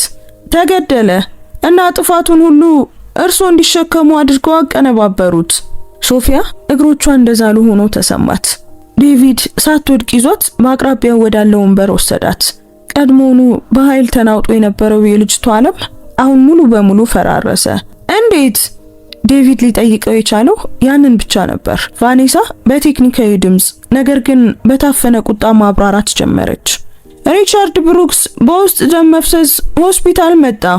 መዝገቦቹ ከቀዶ ጥገናው በፊት መደበኛ የደም ምርመራ እንዳዘዙ ያሳያሉ። ነገር ግን እነዚያ ምርመራዎች ተጭበርብረዋል። ሰነዶቹን በስክሪኑ ላይ ያሳየች። ብሩክስ በጣም ኃይለኛ በሆነ የደም ማቅጠኛ መርዝ እየተሰጠው ለመደበቅ አንድ ሰው ውጤቶችን ቀይሯል። እርሱ ቀዶ ጥገና ሲያደርጉለት ደሙን ለማስቆም የማይቻል ነበር። ምንም ቢደረግ ሰውየው ቀድሞውኑ እንዲሞት ተፈርዶበት ነበር። አምላኬ ሆይ ይህ ምንድን ነው? ዴቪድ ፊቱን በእጆቹ መካከል ደፍቶ ወንበሩ ላይ ወደቀ። ነገር ግን ገና ነው። ቫኔሳ ቀጠለች። በእርሱ ላይ የመሰከረው የሥራ ባልደረባው ዶክተር ጁሊያን ስተርሊንግ ብሩክስ ከሞተ ከ3 ቀን በኋላ ከፊኒክስ ላቦራቶሪዎች ንዑስ ኩባንያ በባህር ማዶ ሂሳብ 2 ሚሊዮን ተላልፎለታል። ሶፊያ ትናንሽ እጆቿን ጨብጣ ዘላ ቆመች። እንግዲያውስ ያ ዶክተር ውሸታም ነው ማለት ነው። አባቴ ንጹህ ነው ሙሉ በሙሉ። ስተርሊንግ ራሱን ነቀነቀ። ነገር ግን ይህንን በፍርድ ቤት ማረጋገጥ ከባድ ይሆናል። ኤድዋርድ ቶርን ጥልቅ ግንኙነቶች አሉት። ዳኞች፣ ፖለቲከኞች፣ ፖሊሶች ሁሉም በኪሱ ውስጥ ናቸው። እንግዲያውስ ምን እናደርጋለን? ዴቪድ ከምን ጊዜውም በላይ ግራ ተጋብቶ ጠየቀ። እንዋጋለን። አዲስ ድምጽ በውይይት ውስጥ ተቀላቀለ። ሁሉም ዞር ብለው ሲመለከቱ ዳኛ ቤንጃሚን ቶርን በዚያው የጎን በር ሲገባ አዩ። ነገር ግን በዚህ ጊዜ በተሽከርካሪ ወንበሩ ላይ አልነበረም። በምርኩዝ እየታገዘ ቆሞ በቀስታ ነገር ግን ሆነ ብሎ ወደ እነርሱ እየተራመደ ነበር። ሶፊያ ጩኸቷን አፈነች። ዴቪድ ዘሎ ተነስቶ ወደ ዳኛው ሮጠ። ምን እያደረጉ ነው? መራመድ መሞከር የለቦትም ሚለር። ዳኛው አረፍተ ነገሩን አሟላ። በመጨረሻም ወንበር ላይ ደርሶ በድካም ትንፋሽ ተቀመጠ። ዶክተር ሚለር፣ ሁለታችንም እውነቱን እናውቃለን። ከዓመታት በፊት ነግረውኛል። ካፖርቱን አወለቀ። በደንብ የዳበሩ ጡንቻዎች ያሏቸው እጆቹን ገለጠ። ሰውነቴ መራመድ ይችላል። እርሱ ያሳዩኝ ጥናቶች ግልጽ ነበሩ። ነርቮቹ እንደገና አድገዋል። ጡንቻዎቹም ይሰራሉ። በአካል ብቃት አለኝ። ነገር ግን በአይምሮ ዴቪድ ጀመረ። በአይምሮዬ ፈሪ ነኝ። ዳኛው አቋረጠው። የአደጋው ጉዳት እውነቱ ከወጣ ሁሉንም ነገር የማጣት ፍርሃት፣ ለዓመታት በመዋሸት የመጣው የጥፋተኝነት ስሜት በአይምሮዬ ውስጥ ከማንኛውም አካላዊ ሽባነት የበለጠ ጠንካራ እስር ቤት ገንብቷል። በቀጥታ ሶፊያን ተመለከተ። አንዲት ደፋር ልጅ እውነተኛ ድፍረት ምን ማለት እንደሆነ እስክታሳየኝ ድረስ። ለካስ ድፍረት ማለት ፍርሃት አለመኖር ማለት አይደለም። ፍርሃት እያለ ትክክለኛውን ነገር ማድረግ ማለት ነው። ለምን እዚህ መጡ? ስተርሊንግ ጠየቀ። በዳኛው መምጣት በግልጽ ተገርሞ ነበር። ምክንያቱም ዛሬ ይደርሶኛል። ዳኛው ከኪሱ አንድ ኢንቨሎፕ አወጣ። በውስጡ አንድ ፎቶግራፍ ብቻ ነበር። ልጁ ነበር። ጥግ ላይ ባለው ዲጂታል ቀን መሰረት በዚያው ቀን የተነሳ። በልጁ ራስ ዙሪያ አንድ ሰው በቀይ እስክሪብቶ ኢላማ ታርጌት ብሎ ጽፎበታል። ሶፊያ ደሟ እንደቀዘቀዘ ተሰማት። ዴቪድ ፎቶውን ወሰደ። እጆቹ በንዴት ይንቀጠቀጡ ነበር። ችሎቱን ካቋረጥኩ በኋላ ኤድዋርድ ቶርን አልቆመም። ዳኛው ድምጹን ተቆጣጥሮት ነበር፣ ነገር ግን በጥላቻ ተሞልቶ አብራራ። በግል ደወለልኝ። በአዲሱ ችሎት ዶክተር ሚለር ላይ ካልፈረድኩ ቤተሰቤ ዋጋውን እንደሚከፍል ነገሩኝ። እና ምን መለሱለት? ቫኔሳ ጠየቀች። ወደ ሲኦል ሂድ አልኩት። ዳኛው በቀላሉ መለሰ። የእሱ አሻንጉሊት መሆን እንደሰለቸኝ፣ በዚህ ጊዜ ምንም አይነት ዋጋ ቢያስከፍልም ትክክለኛውን ነገር እንደማደርግ ነገርኩት። በምርኩዞቹ እየታገዘ እንደገና ቆመ። ጥረቱ በግልጽ ይታይ ነበር። በግንባሩ ላይ ላብ ይፈስ ነበር። ነገር ግን ቀጥ ብሎ ቆመ። ዶክተር ሚለር ማንም ሪስኩን መውሰድ ባልፈለገበት ጊዜ እርሶ ልጄን አድነዋል። አንዳንድ ሚስጥሮች ከውሸት የበለጠ ክብደት እንዳላቸው አስተምረውኛል። አሁን እኔ ለእርሶ ተመሳሳይ ነገር አደርጋለሁ። ስለ ሴራው፣ ስለ ዛቻዎቹ፣ ስለ ሁሉም ነገር እውነቱን እመሰክራለሁ። ነገር ግን ያ ስራዎትን ያጠፋዋል። ዴቪድ አስጠነቀቀ። ምናልባት ዳኛው ራሱን ነቀነቀ። ነገር ግን ቢያንስ ሳላፍር ልጄን ባይኑ ማየት እችላለሁ። አንድ ስልክ ተደውሎ ቅስፈቱን ሰበረው። ቫኔሳ መለሰች። ለጥቂት ጊዜ አዳመጠችና ፊቷ ገረጣ። ምን ተፈጠረ? ቪክተር ስተርሊንግ ወዲያውኑ ጠየቀ። በፖሊስ ውስጥ ያለው የመረጃ ምንጩ ነበር። ስልኩን በሚንቀጠቀጡ እጆቿ ዘጋችው። በዶክተር ዴቪድ ሚለር ላይ የቁጥጥር ስር የመዋል ትዕዛዝ አሁን ወጥቷል። ያለ ፈቃድ ከከተማው ወጥቷል በሚል የሙከራ ጊዜ ነፃነቱን ጥሷል እያሉ ነው። ግን እኔ እኮ ከከተማ አልወጣሁም፣ ዴቪድ ተቃወመ። እናውቃለን፣ ቪክቶር አግረመረመ። ግን ኤድዋርድ ቶርን እውነት መሆኑ አያስፈልገውም። አንተን መልሶ ለማሰር ምክንያት ብቻ ነው የሚፈልገው። ምን ያህል ጊዜ አለን? ቤንጃሚን ቶርን ጠየቀ። የፖሊስ መኪናዎች በመንገድ ላይ ናቸው። 15 ወይም ምናልባት 20 ደቂቃ። ሶፊያ ሽብር ሲወራት ተሰማት። አባቷ ገና ነፃ ከመውጣቱ አሁን ደግሞ መልሰው ሊያስሩት ነው። መስዋዕትነቱና ህመሙ ሁሉ ከንቱ ነበር። አይ አለች በጠንካራ ድምጽ፣ እንዲያሸንፉት አንፈቅድም። ሶፊያ የኔ ልጅ፣ ዴቪድ ጀመረ። አይ አባዬ አቋረጠችው እና በዓይኖቿ ውስጥ በክፍል ውስጥ ሁሉ ያሉትን ትኩረት እንዲሰጡ ያደረገ አንድ ነገር ነበር። ያ ክፉ ሰው ሊያስፈራራን እንደሚችል ያስባል። ጥሩዎች ስለሆንን ደካሞች እንደሆነን ያስባል። ወደ ቫኔሳ ዞረች። በእሱ ላይ ማስረጃ አለሽ አይደል? እነዚያ ሁሉ ፎቶዎችና ወረቀቶች። አዎ፣ ግን ያለ ምስክርነት ለወንጀል ክስ በቂ አይደለም። እንግዲያውስ ምስክሮችን እናምጣ፣ ሶፊያ አወጀች። አባቴ በመቶዎች የሚቆጠሩ ሰዎችን አድኗል። በፍርድ ቤቱ የተነሱት እነዚያ ሁሉ ሰዎች መናገር ይችላሉ። ታሪካቸውን ሁሉ ሊያካፍሉ ይችላሉ። ያ የቁጥጥር ስር የመዋል ትዕዛዙን አያስቆመውም፣ ቪክቶር ጠቆመ። ግን የህዝብ ተጽዕኖ ሊፈጥር ይችላል። ቤንጃሚን ቶርን ሶፊያ ወዴት እየሄደች እንደሆነ ተረዳ። ይህንን ይፋ ካደረግነው፣ ሰዎች ሴራ እንደሆነ እንዲያዩ ካደረግን ኤድዋርድ ቶርን ወደ ኋላ ለማለት ይገደዳል። ቫኔሳ በአዲስ ተስፋ አይኖቿ እያበሩ ተናገረች። የእሱ ኃይል በጥላ ስር በመስራት ላይ የተመሰረተ ነው። ወደ ብርሃን ካወጣ ነው ይቃጠላል። ቪክቶር በአደገኛ ሁኔታ ፈገግ አለ። አንድ እቅድ መፈጠር ጀመረ። ፈጣን፣ አደገኛና ምናልባትም አስከፊ፣ ግን ብቸኛ እድላቸው ነበር። ቪክቶር አመራሩን ወሰደ። የምታውቂያቸውን በኤድዋርድ ቶርን ቁጥጥር ስር ያልሆኑ ገለልተኛ ጋዜጠኞች ሁሉ እንድታገኝ ይፈልጋለሁ። ለነገ ጠዋት የጋዜጣዊ መግለጫ አዘጋጂ። ማርታ ዊትሞር፣ ዴቪድ አከለ። እሷ እኔ ያከምኳቸውን ታካሚዎች ሁሉ ታውቃለች። ምስክሮችን ማደራጀት ትችላለች። እኔ በፍትህ ስርዓት ውስጥ ያሉ የሥራ ባልደረቦችን አገኛለሁ። ቤንጃሚን ቶርን ቃል ገባ። በሙስና የሰለቹት ኤድዋርድ ከሚያስበው በላይ ብዙዎች አሉ። እኔስ? ሶፊያ ጠየቀች። እኔ ምንድነው የማደርገው? ዴቪድ ትናንሽ እጆቿን በእጆቹ ይዞ ፊቷ ተንበረከከ። አንቺ የኔ ደፋር፣ ከሁሉም ከባዱን ነገር ታደርጊያለሽ። እኛ አዋቂዎች በመጨረሻም ነገሮችን በትክክል እንደምናደርግ በእኛ ትተማመኛለሽ። ካልቻላችሁስ? እንባ ባይኖቿ ሞላ። አባዬ መልሰው ከወሰዱህስ? ከዚያም ግንባሯን ሳማት። አንቺ አንዲት ደፋር ልጅ ዓለምን መለወጥ እንደምትችል አስቀድመሽ አስተምረሽኛል። እንደገና እኛን የምታድኝበት መንገድ እንደምታገኝ ያምናለሁ። የሳይረን ድምፅ ከሩቅ መሰማት ጀመረ። ሁሉም ተረበሹ። መንቀሳቀስ አለብን። ቪክቶር ዴቪድን ወደ ኋላ በር ገፋው። ወደ ጎረቤት ህንጻ የሚወስድ መተላለፊያ አለ። ቫኔሳ፣ እዚህ ስለመሆናቸው የሚያሳየውን ማንኛውም ማስረጃ አጥፊ። ቆይ። ቤንጃሚን ቶል ዴቪድን በትከሻው ይዞ አቆመው። ዶክተር፣ እንደገና ካልተገናኘን እንገናኛለን። ዴቪድ አቋረጠው። እና ያ ሲሆን ያለ እነዚህ ምርኩዞች ስትራመድ ማየት ፈልጋለሁ። ቤንጃሚን በደካማ ሁኔታ ፈገግ አለ። ሶፊያ፣ ዴቪድ እና ቪክቶር በኋለኛው በር ጠፉ። በውጭ ያለው የሳይረን ድምፅ እየከረረ መጣ። ቫኔሳ ሰነዶችን በከፍተኛ ፍጥነት መሰብሰብ ጀመረች። ሁሉንም በሳጥን ውስጥ እያደረገች በሚጠብቃት መኪና ውስጥ ልታስቀምጣቸው ነበር። ዳኛ ቤንጃሚን ቶል በክፍል ውስጥ ብቻውን ቀረ። የፖሊሶቹን ጫማ ድምፅ በውጭ እየሰማ ነበር። ያለ ምርኩዞቹ እንደገና ቆመ። በዚህ ጊዜ እግሮቹ ይንቀጠቀጡ ነበር። ሊወድቁም እያስፈራሩት ነበር።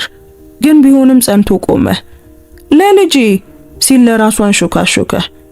የተሻለ ዓለም ለሚገባቸው ህፃናት በሙሉ። ፖሊሶቹ በዋናው በር ጥሰው ሲገቡ ዳኛው ብቻውን በባዶ ክፍል ውስጥ ቆሞ አገኙት እና ከዓመታት በኋላ ለመጀመሪያ ጊዜ ቤንጃሚን ቶርን ፍርሃት አልተሰማውም። ይልቁኑ ዓላማ ተሰማው።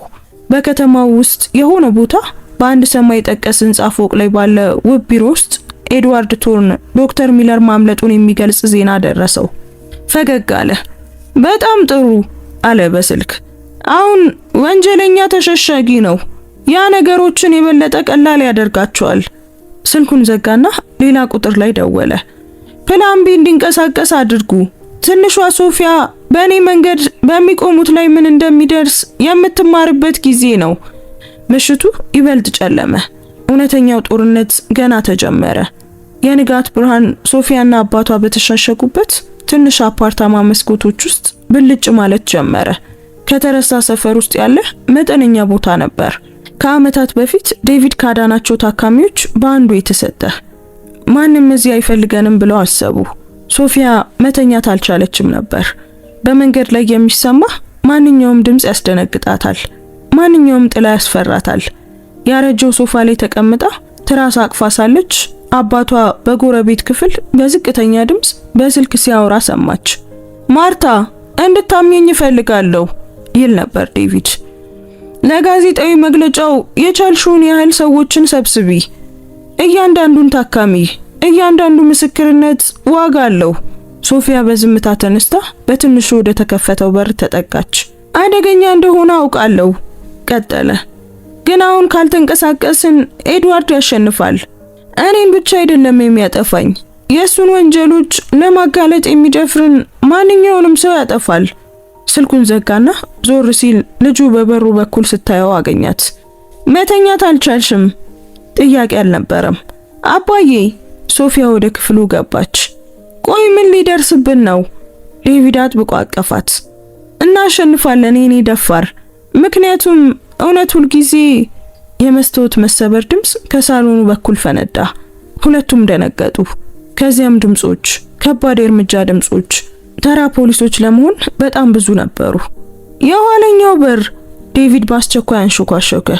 ሶፊያን ወደ ትንሿ በረንዳ እየገፋት ነበር። በአደጋ ጊዜ መውጫ መሰላል ውረጂ፣ ወደ ጥጉ ካፌ ሩጪ፣ ክላውዲያን ጠይቂ፣ እሷ ትጠብቅሻለች። አልተውህም። ሶፊያ ተጣበቀችበት። ማድረግ አለብሽ። በድምጽ ውስጥ ያለው አጣዳፊነት ከምንም ነገር በላይ አስፈራራት።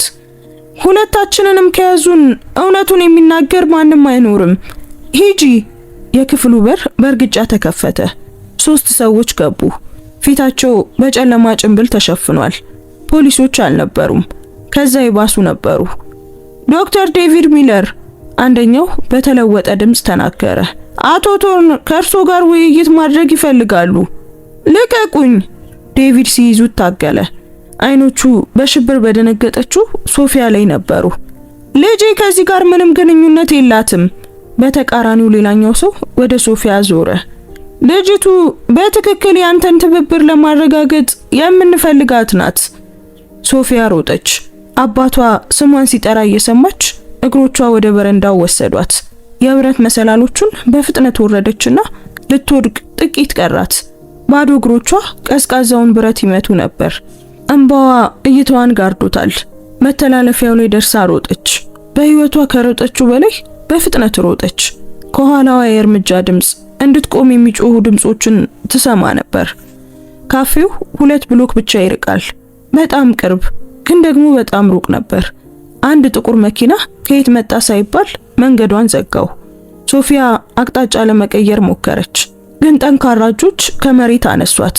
ጮኸች፣ ተረጋገጠች፣ ነከሰች፣ ግን ከንቱ ነበር። ተረጋጊ ትንሿ፣ አንድ የታወቀ ድምጽ ተናገረ።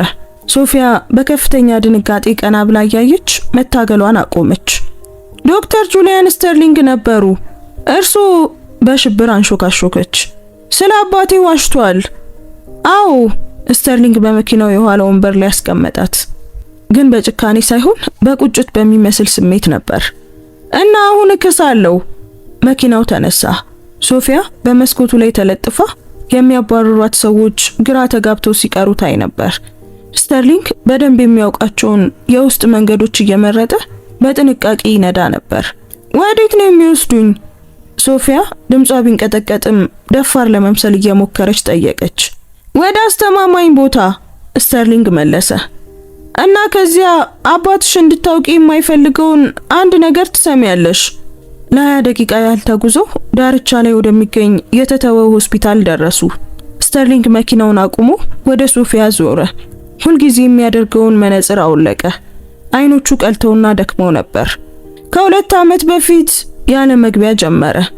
ትንሹ ልጄ ታመመ። ጠንካራ የደም ካንሰር ሉኪሚያ ነበረበት። በጣም ውድ የሆነ የሙከራ መድኃኒት ያስፈልገው ነበር። እኔ ደግሞ ገንዘቡ አልነበረኝም። ሶፊያ በዝምታ ተሰማው ነበር። ኤድዋርድ ቶርን ወደ እኔ መጣ።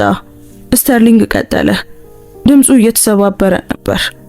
አንድ ስምምነት አቀረበልኝ። የልጄን ሕክምና ሁሉ ይከፍላል እና እኔ ጊዜው ሲመጣ የሚለኝን አደርጋለሁ። ስለ አባቴ እንድትዋሽ ነው? ሶፊያ አሟላችው። አዎ። ስተርሊንግ በሐዘን ራሱን ነቀነቀ። ሪቻርድ ብሩክስ ሲሞት ኤድዋርድ ደወለልኝ። በፍርድ ቤቱ ምን ማለት እንዳለብኝ ዝርዝር ጽሑፍ ሰጠኝ። አባትሽ በቸልተኝነት ቀዶ ጥገና እንዳደረገ፣ ደንቦችን እንደጣሰ እና የሱ ብሬት ለሞቱ ምክንያት እንደሆነ እና እርሶም ተቀበሉ። የሶፊያ ድምጽ በንቀት የተሞላ ነበር። ልጄ ሊሞት ነበር። ስተርሊንግ ተከላከለ፣ ግን አላመነበትም። የምትወጂውን ሰው ለማዳን ምንም አታደርጊም? ሶፊያ ለአባቷ ያደረገችውን ሁሉ አሰበች። ወደ ፍርድ ቤት የወሰደችውን ኢንቨሎፕ፣ የደረሰባትን ዛቻ እና እሷና ስተርሊንግ ያን ያህል እንደማይለያዩ በህመም ተረዳች። ግን ልጁን አዳኑት አለች በመጨረሻ። አይ። ስተርሊንግ ራሱን እየነቀነቀ እንባ በፊቱ ላይ ፈሰሰ። ከ3 ወር በፊት ሞተ። ኤድዋርድ የሰጠው መድኃኒቶች አባትሽ ሊያጋልጣቸው ከሞከራቸው የተበላሹ መድኃኒቶች ወገን ነበሩ። ልጄ የሞተው እኔ እንዲጠብቃቸው በረዷቸው ውሸቶች ምክንያት ነው። መኪናው ውስጥ ያለው ዝምታ ከባድ ነበር። ለዛ ነው እዚህ የመጣሁት። ስተርሊንግ ፊቱን ጠረገ። ለዛ ነው ያዳንኩሽ። ምክንያቱም ለረጅም ጊዜ እንደ ፈሪ ኖሬያለሁ። ልጄ የተሻለ አባት ይገባው ነበር። አባትሽ ደግሞ በመጨረሻም እውነቱን የሚናገርለት ሰው ይገባዋል። ስለምን እውነት? ሶፊያ ጠየቀች። ስተርሊንግ ከመኪናው መሳቢያ ውስጥ አንድ ወፍራም ኢንቨሎፕ አወጣ። ሁሉም እዚህ አለ። ከኤድዋርድ ጋር ያደረኳቸው ንግግሮች ቅጂዎች፣ ሪቻርድ ብሩክስ በመርዝ እንደተገደለ የሚያሳዩ ሰነዶች እና የባንክ ዝውውሮች፣ በኤድዋርድ ደሞዝ መዝገብ ላይ ያሉ ዶክተሮች፣ የዳኞችና የፖሊሶች ስም ዝርዝር። ለምን ቀድሞ አልሰጡትም? ፈርቼ ነበር። አመነ። ኤድዋርድ ዝቶብኝ ነበር። ከተናገርኩ ቤተሰቤ ዋጋ እንደሚከፍል ነገረኝ። ግን አንዲት የ10 ዓመት ልጅ እኔ ያጣሁትን ድፍረት ስታሳይ አየኋት። በዛ ፍርድ ቤት ያሳየሽው ድፍረትን አይቼ በራሴ በጣም አፈርኩ። ከዛ የጥፋተኝነት ስሜት ጋር መኖር አልቻልኩም። ኢንቨሎፑን ለሶፊያ ሰጣት። ይህንን ለቪክቶር ስተርሊንግ ውሰጁ እሱ ምን ማድረግ እንዳለበት ያውቃል። ብቸኛው ቅጂ ነው። አንድ ነገር ቢደርስበት ኤድዋርድ ያሸንፋል። እርሱስ? ሶፊያ ኢንቨሎፑን በሚንቀጠቀጡ እጆቿ ተቀበለች። እኔ አባትሽን አስመልሳለሁ። ስተርሊንግ መኪናውን እንደገና አስነሳ። የት እንዳቆዩ ታውቃለሁ። ኤድዋርድ እኔ ከነሱ ጋር እንደሆንኩ ሲያስብ በነጻነት መንቀሳቀስ እችላለሁ። እንዳላታለሉኝ በምን አውቃለሁ? ሶፊያ ተገዳደረችው። ስተርሊንግ በመስታወት በኩል ተመለከታት። አታውቂም፣ ግን አባትሽ መታመን በማይገባቸው ጊዜም ቢሆን በሰዎች ደግነት ያምን ነበር። ሁላችንም ያ ደግነት አሁንም በዚህ ዓለም ውስጥ እንዳለ እየተወራረድን ይመስለኛል። ወደ ከተማ መለሳት፣ ግን ወደ አፓርታማው አይደለም። የቫኔሳ ቢሮ ካለበት ህንጻ ፊት ለፊት አወረዳት። ሶፊያ ከመውረዷ በፊት ስተርሊንግ ለመጨረሻ ጊዜ ተናገረ። ለአባትሽ አዝናለሁ በዩ። ወደ ኋላ መመለስ ብችል ይችላሉ። ሶፊያ አቋረጠችው። አሁን በትክክለኛው መንገድ በመሄድ ወደ ኋላ መመለስ ይችላሉ። ስተርሊንግ ራሱን ነቀነቀ። የሐዘን ፈገግታ በፊቱ ላይ ታየ። ከማውቃቸው ብዙ አዋቂዎች ይልቅ አንቺ አስተዋይ ነሽ። አባትሽ በአንቺ ሊኮራ ይገባዋል። መኪናው ሄደ። ሶፊያ የሁሉንም ዕጣ ፋንታ የያዘ ኢንቨሎፕ ይዛ መንገድ ላይ ብቻዋን ቀረች። ደረጃዎቹን እየሮጠች ወጣችና የቫኔሳን በር በኃይል አንኳኳች። ቪክቶር ስተርሊንግ ከፈተ። ልጅቷን ብቻዋን ሲያይ ገጽታው ከግርምት ወደ ድንጋጤ ተቀየረ። አባትሽ የት አለ? ወሰዱት። ሶፊያ በፍጥነት ገብታ ኢንቨሎፑን ሰጠችው። ግን ይህ አለን። ዶክተር ስተርሊንግ ወደኛ ወግኗል። ይህ የሚያስፈልገንን ሁሉ ይዟል። ቫኔሳ ኢንቨሎፑን ወስዳ ይዘቱን መመርመር ጀመረች። በእያንዳንዱ ሰነድ፣ በእያንዳንዱ ቅጂ፣ በእያንዳንዱ የማስረጃ ቅንጣት አይኖቿ ይበልጥ ተከፈቱ። አምላኬ ሆይ አንሾካሾከች። ይህ ኤድዋርድን ሙሉ በሙሉ ለማጥፋት በደርዘን የሚቆጠሩ ሰዎችንም ለማሰር በቂ ነው። ለዛ ነው መኖሩን ካወቁ አባቴን የሚገድሉት። ሶፊያ ቀጠለች። የቪክቶር ስልክ ተደወለ። መለሰው። በጥቂቱ አዳመጠና ፊቱ ሲገረጣ ታየ። ቤንጃሚን ቶርን ነበር አለ ስልኩን ሲዘጋ። አሁን ከኤድዋርድ መልእክት ደርሶታል። ማስረጃውን ሁሉ ካልሰጠንና የጋዜጣዊ መግለጫውን በሚቀጥሉት 3 ሰዓታት ውስጥ ካልሰረዝን ዶክተር ዴቪድ ሚለርን ይገድሉታል። ሶፊያ ዓለም የቆመች መሰላት። ማስረጃውን አሸንፏል፣ ግን ብቸኛውን ዋጋ ያለውን ነገር ሊያጡ ነው። ምን ልናደርግ ነው? ቫኔሳ በቪክቶርና በሶፊያ መካከል እያየች ጠየቀች። ልጅቷ እንባዋን እየጠረገች ቀና አለች። በአይኖቿ ውስጥ አዲስ ነገር ነበር። ድፍረት ወይም ተስፋ መቁረጥ ብቻ አልነበረም፣ ፍጹም ቁርጠኝነት ነበር። ሁለቱንም እናደርጋለን አለች በጽኑ ድምጽ። አባቴን እናድናለን፣ በተመሳሳይ ጊዜ ደግሞ ኤድዋርድን እናጠፋለን። እንዴት? ቪክቶር ጠየቀ። ሶፊያ ፈገግ አለች። የልጅ ፈገግታ አልነበረም፣ የአዋቂዎችን ጨዋታ ተምሮ ለማሸነፍ የተዘጋጀ ሰው ፈገግታ ነበር። ኤድዋርድ ሊገዛው ወይም ሊዝትበት በማይችለው ብቸኛው ኃይል መለሰች። እውነቱን በመላው ዓለም ፊት በቀጥታ በማሳየት እና ማንም የራሱን ድርሻ በትክክል ካልተወጣ ሊሳካ የማይችል አደገኛና የማይቻል የሚመስል እቅድ ማብራራት ጀመረች። ሰዓቱ 3 ሰዓት ቀረው። የመጨረሻው ውጊያ ሊጀመር ነበር። የስብሰባ ማዕከሉ የጋዜጣዊ መግለጫ ክፍል ተጨናንቋል። የቴሌቪዥን ካሜራዎች በሀገሪቱ ትልቁን የመድኃኒት ሴራ እውነት ይገልጣል በሚል የተሰበሰቡ ጋዜጠኞች። በትክክል ሶፊያ ያቀደችው ነበር። ከፍተኛ የህዝብ ትኩረት። ግን ማንም የማያውቀው ነገር ቢኖር ይህ የጋዜጣዊ መግለጫ ብቻ ሳይሆን ወጥመድ መሆኑንና ማጥመጃው ደግሞ እሷ መሆኗን ነው። በዚህ እርግጠኛ ነሽ? ቫኔሳ በሶፊያ ልብስ ውስጥ የተደበቀውን ትንሽ ማይክሮፎኑን እያስተካከለች ለብዙ ጊዜ ጠየቀቻት። አንድ ነገር ቢበላሽ አባቴ ለማንኛውም ይሞታል። ሶፊያ ባልተሰማት መረጋጋት መለሰች። ይህ ብቸኛ እድላችን ነው። ቪክቶር ስተርሊንግ በጭንቀት ሰዓቱን ያይ ነበር። ጁሊያን በ11 ሰዓት ዴቪድን ቦታው ላይ እንደሚያደርሰው ተናግሯል። አሁን 10 ሰዓት ከ45 ነው። 15 ደቂቃ። ዳኛ ቤንጃሚን ቶርንስ? ሶፊያ ጠየቀች። በመንገድ ላይ ነው፣ ቪክቶር አረጋገጠ። ግን ሶፊያ አንድ ነገር መረዳት አለብሽ። ቤንጃሚን በእውነት ያቀድሽውን ቢሞክር ሰውነቱ ላይ ይታዘዝለት ይችላል። ስነ ልቦናዊ ሽባነት ዝም ብለሽ ስለፈለግሽ ብቻ አይጠፋም። ከፍተኛ የስሜት መነሳሳት ያስፈልገዋል። አውቃለሁ። ሶፊያ አባቷ ያዳናቸው በደርዘን የሚቆጠሩ ታካሚዎች ምስክርነት ለመስጠት ተቀምጠው ወደ ነበሩበት መድረክ ተመለከተች። ለዛ ነው የሚሰራው። በሮቹ ተከፈቱና ማርታ ዊትሞር ገባች። በተሽከርካሪ ወንበር ላይ ያለውን ዳኛ ቤንጃሚን ቶርንን ተከትላ ነበር። ግን ሶፊያ በእነሱ ላይ ለውጥ አየች። በአይኖቹ ውስጥ ቁርጠኝነት ነበር፣ አላማ ነበር። ሁሉም ነገር ዝግጁ ነው? ቤንጃሚን ጠየቀ። ሁሉም ዝግጁ ነው፣ ቪክቶር አረጋገጠ። የቀጥታ ስርጭቱ በትክክል ከ10 ደቂቃ በኋላ ይጀምራል። 20 የተለያዩ ቻናሎች፣ በተጨማሪም የኢንተርኔት ስርጭቶች። አንዴ ከጀመረ በኋላ ወደ ኋላ መመለስ የለም። ጥሩ። ቤንጃሚን ራሱን ነቀነቀ። ምክንያቱም ኤድዋርድ ቶርን መምጣቱን አሁን አረጋግጧል። ተከታዩ ዝምታ በውጥረት የተሞላ ነበር። ምን? ቫኔሳ ልትጮህ ምንም አልቀራትም። ኤድዋርድ ወደዚህ ይመጣል? እኔ ራሴ ልዩ ግብዣ ልኬለታለሁ። ቤንጃሚን ያለ ደስታ ፈገግ አለ። ይህንን መግለጫ ማቆም ከፈለገ ፊት ለፊት ሊገጥመኝ እንደሚገባው ነገርኩት። እብሪቱ እንዲቀር አልፈቀደለትም። ያ በጣም ጥሩ ነገር ነው። ሶፊያ እቅዱን በአይምሯ እያስተካከለች ተናገረች። እዚህ ካለ አባቴን ሊጎዳው አይችልም። አባቴን እንደ መደራደሪያ ይፈልገዋል። በትክክል ቤንጃሚን ተስማማ። ግን ተጠንቀቂ ልጄ፣ ኤድዋርድ ሲወጠር አደገኛ ነው። 10:55 ክፍሉ አሁን በሰዎች ተጨናንቋል። ካሜራዎቹ ተዘጋጅተዋል። ጋዜጠኞች ጥያቄዎችን እያዘጋጁ ነበር እና የሆነ ቦታ በህዝቡ መካከል የኤድዋርድ ሰዎች ትዕዛዝ እየጠበቁ እንደሆነ ሶፊያ ታውቅ ነበር። 11 ሰዓት ቪክተር ስተርሊንግ ወደ መድረኩ ወጣ። የህዝቡ ድምጽ ወዲያውኑ ጸጥ አለ። ክቡራትና ክቡራን፣ ድምጹ በድምጽ ማጉያዎች ውስጥ አስተጋባ።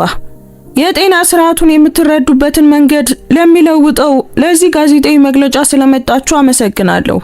በዚያው ቅስፈት ኤድዋርድ ቶርን የቦታው ባለቤት ይመስል ገባ። ረጅም የሸበተ ጸጉር ያለውና እንከን የለሽ ልብስ የለበሰ መገኘቱ በራሱ ትኩረትን ይስባል። ነገር ግን ሶፊያ አይኖቹ በአስቸኳይ አንድን ሰው እንደሚፈልጉ አስተዋለች። እዚህ የተገኘ ነው፣ ቪክቶር ስተርሊንግ ቀጠለ፣ የንጹህ ሰዎችን የበላውን ሴራ ለማጋለጥ ነው። አንዲት የመድኃኒት ፋብሪካ እንዴት መድኃኒቶችን እንደለወጠች፣ ባለስልጣናትን በጉቦ እንዳታለለች፣ እውነቱን ሊያወጡ ይዛቱትን እንዴት እንደገደለች እንገልጻለን። ቶርን በመተላለፊያው ላይ ቆመ። ፊቱ የተረጋጋ ቢመስልም ሶፊያ በትከሻዎቹ ላይ ያለውን ውጥረት አየች። ለመጀመሪያ ያህል ቪክቶር ወደ ልጅቷ ጠቆመ። ብዙዎቻችን አዋቂዎች ያልነበረን ድፍረት ያላትን አንዲት ልጅ ላስተዋውቃችሁ ፈልጋለሁ። ሶፊያ ሚለር። ሶፊያ በሺዎች በሚቆጠሩ ካሜራዎች መብራት ስር ወደ መድረኩ ወጣች። ልቧ በከፍተኛ ኃይል ይመታ ነበር። ስሜ ሶፊያ ሚለር ይባላል ጀመረች። እድሜ 10 ነው። አባቴ ዶክተር ዴቪድ ሚለር ባልሰራው ወንጀል በሐሰት ተከሷል። በተመልካቾች መካከል ቶርን ወደፊት ሲመጣ ጠባቂዎቹ ተበታተኑ። ነገር ግን እዚህ የመጣሁት እሱን ለመከላከል ብቻ አይደለም፣ ቀጠለች። እኔ እዚህ የመጣሁት ለብዙ መቶች ሞት ተጠያቂ የሆነውን እውነተኛ ወንጀለኛ ለመክሰስ ነው። እዚያ የቆመውን ሰው በቀጥታ ወደ ኤድዋርድ ቶርን ጠቆመች። ካሜራዎቹ በከፍተኛ ፍጥነት ወደሱ ዞሩ። ቶርን በካሜራዎቹ ብልጭታ ስር ደነገጠ። እነዚህ ከባድ ክሶች ናቸው ትንሿ ልጅ አለ፣ ድምጹን ለመቆጣጠር እየሞከረ ግን በመርዝ በተሞላ ቃና። ይህ እንደ ስም ማጥፋት ሊቆጠር ይችላል። ስም ማጥፋት። ሶፊያ ከኪሷ አንድ መሳሪያ አወጣች። የማይታበል ማስረጃ የያዘውን የዶክተር ጁሊያን ስተርሊንግን ዩኤስቢ ነበር። ይህ እርሱ የሪቻርድ ብሩክስን ግድያ ያዘዙበት ድምጽ፣ ዳኞችን በጉቦ ለመያዝ የተደረጉ የባንክ ዝውውሮችንና የተበላሹ መድኃኒቶች የደረሳቸው ሆስፒታሎችን ዝርዝር ይዟል። ሁሉንም። የቶርን ፊት ገረጣ። ያ የማይቻል ነው። እንደዚህ ያለ ማስረጃ የለም። ማስረጃ አለ አለ አዲስ ድምጽ። ዶክተር ጁሊያን ስተርሊንግ ወደ መድረኩ እየመጣ ነበር። እኔ ራሴ ነኝ ማስረጃውን የሰበሰብኩት። እንደዋሽ የሰጡኝ እያንዳንዱ መመሪያ የተቀዳ ነው። ቶርን መውጫ ፈለገ። እናም የኔ ቃል ብቻ አይደለም፣ ጁሊያን ቀጠለ። ሌሎች 37 ዶክተሮችም በዚህ የጥፋተኝነት ስሜት መኖር ሰልችቷቸው ይመሰክራሉ። በተጨማሪም ዳኛ ቤንጃሚን ቶርን ወንበሩን ወደፊት እየገፋ መጣ። እኔም በዶክተር ሚለር ላይ እንድፈርድ ስለደረሰብኝ ዛቻ መሰክራለሁ። በልጄ ላይ ስለደረሰው ዛቻ። ክፍሉ በግርግር ተሞላ። ቶርን በመደናገጥ ጮኸ። ይህ ትርኢት ነው። ሁላችሁም ምንም የላችሁም። ሁሉም ነገር አለን። ቫኔሳ በቪዲዮ ኮንፈረንስ በኩል ከስክሪኑ ላይ ሆና መለሰች። የቶርን ድምጽ የማያጠራጥርበትን ቅጂ እያጫወተች ነበር። ከ2 ቀናት በኋላ ሶፊያ በድካም ምክንያት በሆስፒታል ውስጥ ነቃች። አባቷ ዴቪድ እጇን ይዞ ተኝቷል። በጎረቤት ክፍል ዳኛ ቤንጃሚን ቶርን የአካል ብቃት እንቅስቃሴ እያደረገ ነበር። እሱ ለመቆም ሲሞክር የሚያሳዩ ቪዲዮዎች በሰፊው ተሰራጭተው ነበር። ነገር ግን ሶፊያ የሆነ ጨለማ ነገር እያደባ እንደሆነ ተሰማት። በሩ ተከፈተ። ቪክተር ስተርሊንግ በከበደ ፊት ገባ። መነጋገር አለብን ሲል አንሾካሾከ። ሶፊያ ቪክቶርን ተከትላ ቫኔሳ ታብሌት ይዛ ወደምትጠብቅበት መተላለፊያ ወጣች። ምን ተፈጠረ? ልጅቷ ጠየቀች። የቶርንን አጋር ለየን። ቫኔሳ ቀዝቃዛ አይኖች ያሏትን ሴት ፎቶ አሳየች። ዶክተር አይሪን ቪላኑዌዛ ትባላለች። ዶክተር ናት? ሶፊያ ቅንድቧን ሰበሰበች። እሷ በጣም የባሰች ናት፣ ቪክቶር አስረዳ። ቶርን የህዝብ ፊት ብቻ ነበር። ቪላኑዌዛ የፊኒክስ ላብራቶሪዎችን፣ ሆስፒታሎችን፣ መድን ድርጅቶችን በከፍተኛ የፖለቲካ ደረጃ ትቆጣጠራለች። ለምን አላሰሯትም? ምክንያቱም ምንም ቀጥተኛ አሻራ አልተወችም፣ ቫኔሳ መለሰች። እስካሁን ድረስ ከጋዜጣዊ መግለጫው በኋላ ተረብሻለች። የተረበሹ ሰዎች ደግሞ ስህተት መስራታቸው አይቀርም። ቫኔሳ ሌላ ፎቶ አሳየች። ጥቁር መነጽር ያደረገ ሰው በመግለጫው ላይ ማስታወሻ ሲይዝ ያሳያል። ሶፊያ ብርድ አላት። እሱ በመጀመሪያው ቀን ፍርድ ቤት ነበር። ፊሊፕ ኦርቲዝ፣ ቪክቶር አረጋገጠ። ለአይሪን ነው የሚሰራው። እያንዳንዱ እርምጃዎችን መዝግቧል። ለምን? ምክንያቱም አይሪን መልእክት ማስተላለፍ ትፈልጋለች፣ ማንም ሊያጋልጣትና በህይወት ሊተርፍ እንደማይችል። ቪክቶር በሶፊያ ፊት ተንበረከከ። እሷ ከቶርን የበለጠ አደገኛ ናት። በቀጥታ አታጠቃም። የምትወጁን ነገር ሁሉ በስርዓት ታፈርሳለች። ቃላቶቹ በልጅቷ ሆድ ውስጥ ከበዱ። አባዬ፣ እሱ እዚህ ደህና ነው፣ ቪክቶር አረጋገጠ። ነገር ግን ሌሎቹ ኢላማዎች ናቸው። ድንገት የቫኔሳ ስልክ ተደወለ። ፊቷ ገረጣ። ማርታ ዊትሞር ላይ ጥቃት ሰነዘሩ። ማስታወሻ ትተው ሄደዋል። ፎቶ የተቆራረጡ ፊደላትን ያሳያል። ጀግኖችም ይደማሉ፣ በተለይ ትናንሾቹ። ሶፊያ ተዝለፈለፈች፣ ግን ቪክቶር ያዛት። ወደ አስተማማኝ ቦታ ልናንቀሳቀሳቸው ይገባል፣ ቫኔሳ አሳሰበች።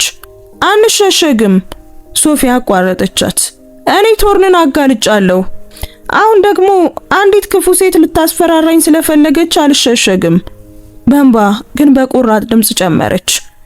እሷ እኔን ማስፈራራት ከፈለገች እኔም መልሼ አስፈራራታለሁ። ቪክቶር በሷ ውስጥ የሚያስፈራ ቁርጠኝነትን አየ። ምን ለማድረግ አስበሽ ነው? ወጥመድ። በዚህ ጊዜ አይሪን አይትሆናለች። ይህ በእንዲህ እንዳለ ዳኛ ቤንጃሚን ቶርን በሚደግፉት አግዳሚ ብረቶች ላይ በሚንቀጠቀጡ እርምጃዎች ይራመድ ነበር። ልጁ አንድሬስ እየሮጠ ገባ። አባዬ፣ ይህ ደረሰኝ። በልጁ አንድሬስ ላይ ቀይ ኤክስ ምልክት ያለባቸው ፎቶዎች ያሉበት ኢንቨሎፕ ነበር። የዳኛው ፊት ገረጣ። በችሎቱ ላይ በድርጅቱ ላይ ከመሰከርክ? አይ፣ ቤንጃሚን አቋረጠው። ቃሌን እመልሳለሁ። አንድሬስ ከአባቱ ፊት ተንበረከከ። አባዬ፣ በዚያ ወንበር ላይ በፍርሃት እስረኛ ሆነ ስትኖር አይቻለሁ። ዶክተር ሚለር በ8 ዓመቴ ህይወቴን አድኖታል። በሱ ምክንያት ነው እኔም የህፃናት ሐኪም የሆንኩትና ሌሎችንም ያዳንኩት። ቤንጃሚን በዚህ ሰዓት ያለቅስ ነበር። ትክክለኛውን ነገር ስንከላከል ከሞትን፣ ቀጠለ አንድሬስ፣ የተመለሰልኝን ህይወት በማክበር እንሞታለን። እንደ ፈሪዎች ከኖርን ግን እሱ ያዳነኝ ለምንም ነው ማለት ነው። ተቃቀፉ። እናም ወሰኑ። ሶፊያ በዚያን ጊዜ ከቪክቶር ጋር መጣች። ክቡር ዳኛ፣ የእርሱ እርዳታ ያስፈልገናል። ከምን ጊዜውም በላይ አደገኛ ይሆናል። በዚያ ምሽት አይሪን ቪላኑዌዛ ከፊሊፕ ኦርቲዝ ሪፖርት ትቀበል ነበር። ሁሉም ተሸብሯል። ሲል አሳወቃት። ልጅቷስ? በሆስፒታል ውስጥ ምንም መከላከያ የላትም። አይሪን ፈገግ አለች።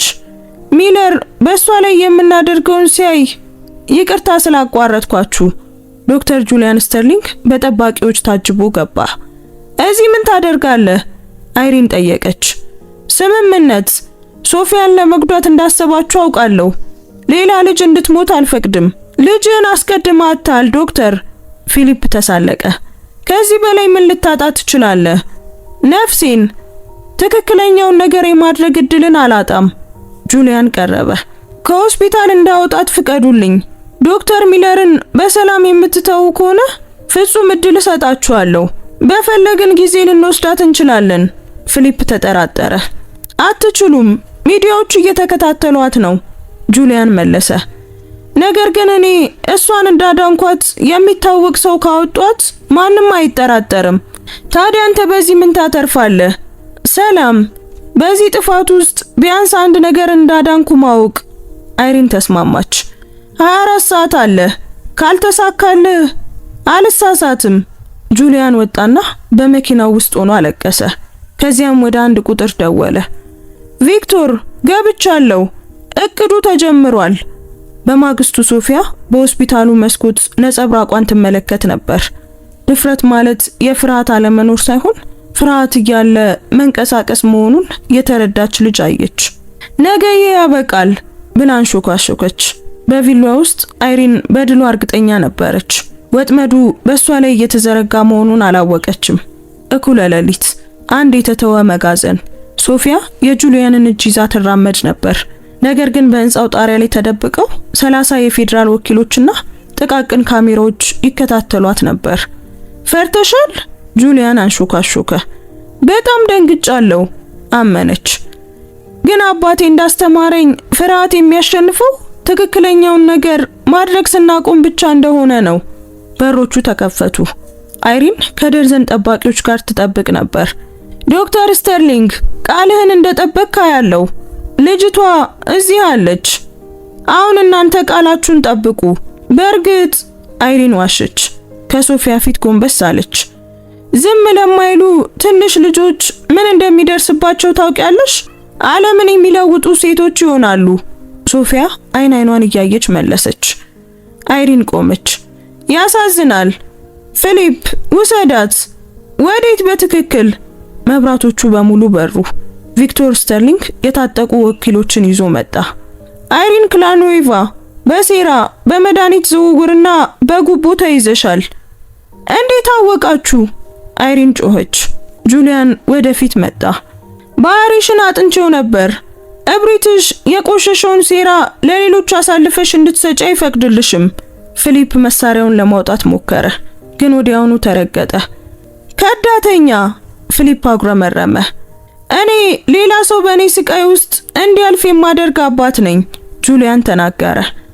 አይሪን ለማምለጥ ሞከረች፣ ነገር ግን ዳኛ ቤንጃሚን ቶል መንገዷን ዘጋው።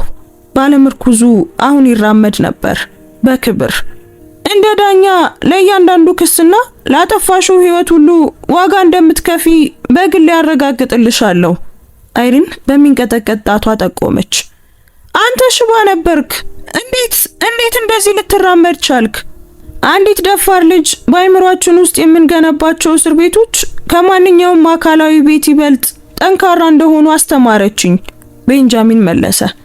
እናም ወደ እውነተኛው ነጻነት የሚወስደው ብቸኛው መንገድ ምንም አይነት ዋጋ ቢጠይቅም ትክክለኛውን ነገር ማድረግ መሆኑን አስተምራኛለች። ሶፊያ ወደሱ ሮጠች። ቤንጃሚን ነጻ እጁን ዘረጋላትና ወኪሎቹ አይሪንን ሲከቡ ሶፊያ ከጎኑ ተጠጋች። ይህ በዚህ አይበቃም፣ አይሪን በካቴና ስትታሰር ተናገረች። ጠበቆች አሉኝ፣ ግንኙነቶችም አሉኝ፣ በከፍተኛ ቦታዎች ጓደኞች አሉኝ። ነበሩሽ? ቫኔሳ ታብሌቷን ይዛ መጣች። ምክንያቱም ባለፉት 30 ደቂቃዎች ውስጥ አንቺ እዚህ ሳለሽ የፌዴራል ወኪሎች በአንድ ጊዜ በደሞዝ ዝርዝርሽ ውስጥ ያሉ 17 ሙሰኛ ባለስልጣናትን በቁጥጥር ስር አውለዋል። ይህም 2 ሴናተሮችን፣ 5 ዳኞችንና የመድኃኒት ቁጥጥር ኤጀንሲውን ዳይሬክተርም ይጨምራል። አይሪን ፊቷ ገረጣ። ምክንያቱም ሶፊያ አንቺን ለመያዝ ብቻ አይደለም ያቀደችው፣ ቪክቶር አስረዳ። ኔትወርክሽን ሙሉ ለሙሉ ለመበታተን ያቀደችው። በጁሊያን ሰነዶች ውስጥ ያለ እያንዳንዱ ስም፣ እያንዳንዱ የባንክ ዝውውር፣ እያንዳንዱ የተቀዳ ንግግር፣ ሁሉንም ነገር ተጠቅመዋል። አንዲት ልጅ፣ አይሪን በፍጹም አለማመን አንሾካሾከች። አንዲት የ10 ዓመት ልጅ አጠፋችኝ። አይ፣ ሶፊያ በግልጽ ድምጽ ተናገረች። የራስሽ ክፋት ነው ያጠፋሽ። እኔ ዓለም እንዲያይሽ ብቻ ነው ያደረኩት። በዚያ ቅስፈት የመጋዘኑ የኋላ በሮች ተከፈቱ። ዶክተር ዴቪድ ሚለር እየሮጠ ገባ። የእቅዱ አካል ሆኖ በትዕዛዝ መኪና ውስጥ ሲጠብቅ ነበር። ሶፊያ ደህና ሆና ሲያየት በእፎይታ እግሮቹ ሊዝሉ ደረሱ። አባዬ! ሶፊያ ወደሱ ሮጣ እቅፍ ውስጥ ገባች። ዴቪድ አነሳትና በአየር ላይ አሽከረከራት። እንባ በፊቱ ላይ ይፈስ ነበር። የኔ ደፋር፣ የኔ ጀግና፣ የኔ ትንሽዬ ልጅ! አባዬ አሳካ ነው። ሶፊያ ባንገቱ ስር ሆና ታለቅስ ነበር። አበቃ፣ አሁን ደህና ነን። ይሄ ሁሉ ባንቺ ምክንያት ነው። ዴቪድ አይኖቿን ለማየት ተንበረከከ። ባንቺ ድፍረት፣ በእውቀትሽ፣ በትክክለኛው ነገር ላይ መታመንን ባልተወ ትልቅ ልብሽ ምክንያት። አባትና ልጅ ተቃቀፉ። ወኪሎቹ አይሪን ቬላኖይዘን በካቴና ይዘው ወጡ። ከትዕዛዝ ማዕከሉ ስታስተባብር የነበረችው ማርታ ዊትሞር በመጋዘን ውስጥ በእንባይን ገባች። ዶክተር ሚለር አለች በሚንቀጠቀጥ ድምጽ፣ ለ40 ዓመታት በሆስፒታሎች ውስጥ ብዙ ነገር አይቻለሁ። ነገር ግን ይህች ልጅ ላንተ ያደረገችውን የመሰለ ነገር አይቼ አላውቅም። እሷ ከህይወቴ በላይ የሆነን ነገር ነው ያዳነችው። ዴቪድ ሶፊያን አጥብቆ እያቀፋት ተናገረ። በሰው ልጅ ላይ ያለኝን እምነት እንዳላጣ አዳነችኝ። ከ3 ሳምንታት በኋላ የጠቅላይ ፍርድ ቤቱ ችሎት በሰዎች ተሞላ። ነገር ግን በዚህ ጊዜ ዶክተር ዴቪድ ሚለር ላይ ለመፍረድ ሳይሆን እሱን ለማክበር ነበር። ሶፊያ በመጀመሪያው ረድፍ ተቀምጣ ነበር። ማርታ ዊትሞር በገዛችላት ቆንጆ ልብስ ደምቃለች። ከጎኗ ቫኔሳና ቪክቶር ነበሩ። ከኋላቸው ደግሞ ዴቪድ ከዓመታት በፊት ያዳናቸው በደርዘን የሚቆጠሩ ታካሚዎች ነበሩ። ዳኛ ቤንጃሚን ቶርን ስነ ስርዓቱን እየመራ ነበር። ከመድረኩ ጀርባ ያለ ምርኩዝ ቆሞ ነበር። 3 ሳምንታትን በከፍተኛ ሕክምና አሳልፎ አሁን ያለ ምንም ችግር መራመድ ይችላል። የሱ የማገገም ቪዲዮዎች የራሳቸውን ውጊያ ለሚገጥሙ በሚሊዮን የሚቆጠሩ ሰዎች መነሳሻ ሆነዋል። ዶክተር ዴቪድ ሚለር፣ ቤንጃሚን በስልጣን ድምጽ ተናገረ፣ ለ15 ዓመታት ይህንን ማህበረሰብ በታላቅ ተምሳሌትነት አገልግሏል። ሌሎች አደጋ ውስጥ ለመግባት ባልፈለጉበት ጊዜ ህይወትን አድነዋል። ሌሎች ፊታቸውን ባዞሩበት ጊዜ ደካሞችን ተከላክሏል።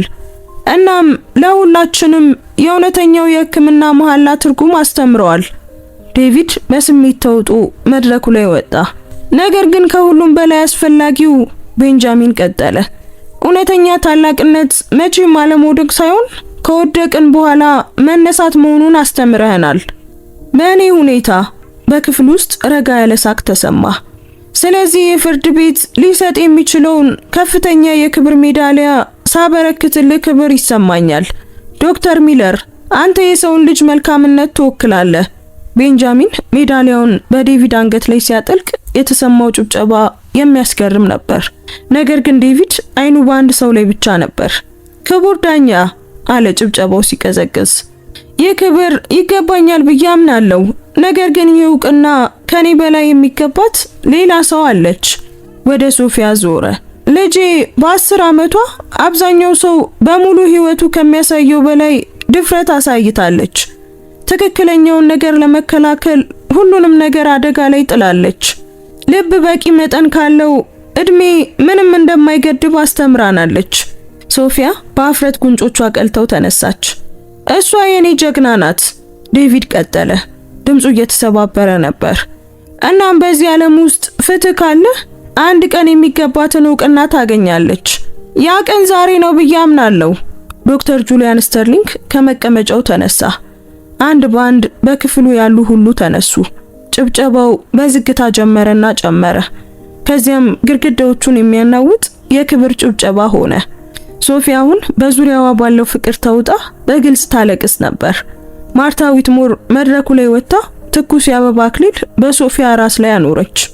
እስከ ዛሬ ላየኋት በጣም ደፋሯ ልጅ ብላ አንሾካሾከች። በዚያ ምሽት በመጨረሻ ያለ ፍርሃት ቤታችን ብለው ሊጠሩት በሚችሉት አፓርታማ ውስጥ ዴቪድ ሶፊያን አልጋዋ ላይ አስተኝቶ ይሸፍናት ነበር። ለዓመታት ለመጀመሪያ ጊዜ ሁለቱም በበሩ ላይ ጠባቂ ሳይኖር ቅዠት ሳያስቸግራቸው መተኛት ይችላሉ። አባዬ ሶፊያ ደህና ደሪ ብሎ ሲስማት ተናገረች። አሁን ዓለም የተሻለች ትመስልሃለች? ዴቪድ አልጋው ጠርዝ ላይ ተቀምጦ ጸጉሯን እየደባበሰ አንቺ በሷ ውስጥ ስላለሽ ዓለም በጣም የተሻለች ናት ብዬ አምናለሁ። ምክንያቱም አንድ ሰው ምንም ያህል ትንሽ ቢሆንም ትክክለኛውን ነገር ለማድረግ ሲወስን ሁሉንም ነገር መለወጥ እንደሚችል ስላስታወሽን። ግን ዋጋ ነበረው አይደል አባዬ? ሶፊያ በትንሽ ድምጽ ጠየቀች። ያ ሁሉ ፍርሃት፣ ያ ሁሉ ህመም፣ ዙሪያሽን ተመልከቺ። ዴቪድ የክፍሏን ግድግዳዎች የሸፈኑትን ደብዳቤዎች ጠቆመ።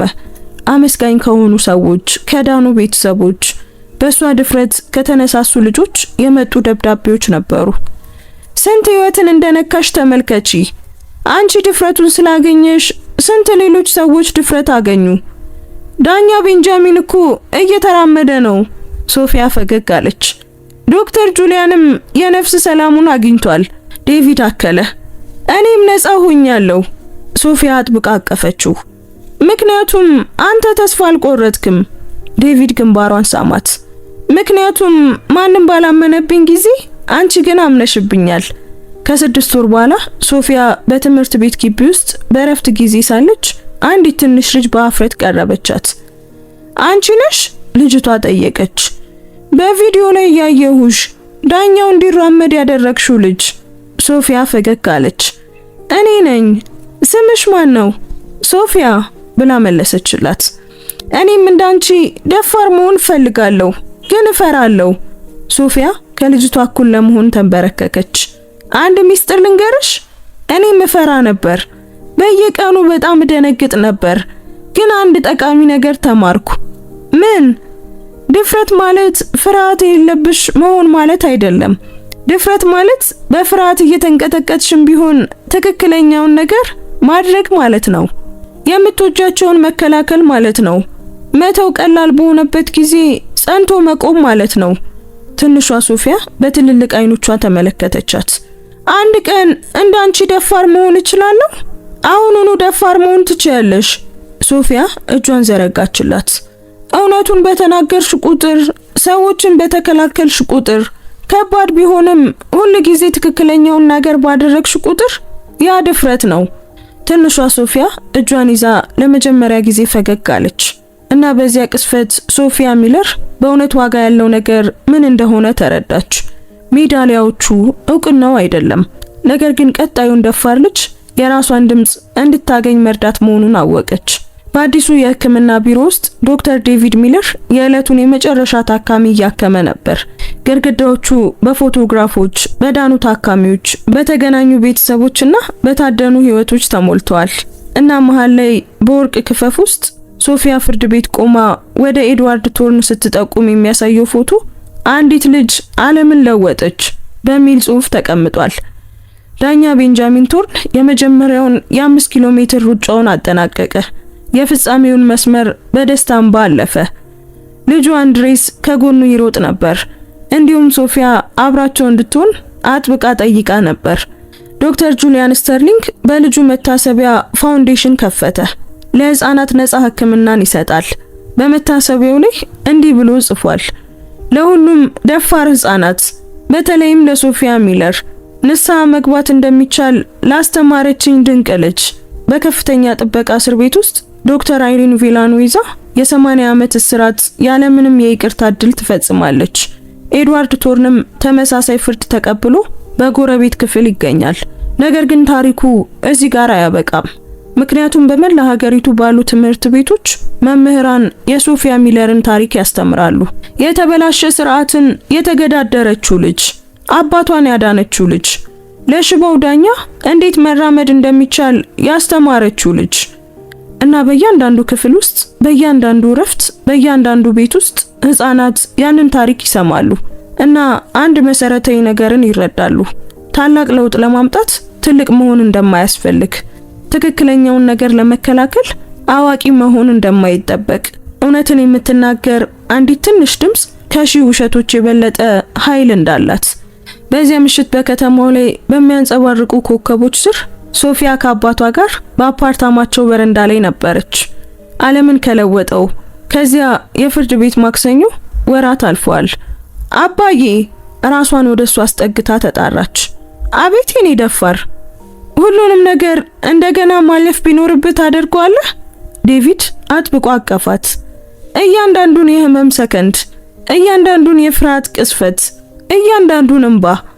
አሁን ይህንን ቅስፈት ካንቺ ጋር ማግኘት ማለት ከሆነ ሁሉንም ነገር እንደገና አደርገዋለሁ።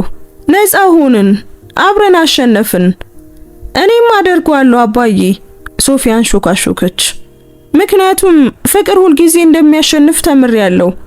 ምናልባት ወዲያውኑ ላይሆን ይችላል፣ ምናልባት በቀላሉም ላይሆን ይችላል፣ ግን በመጨረሻ ፍቅር ሁልጊዜ ያሸንፋል።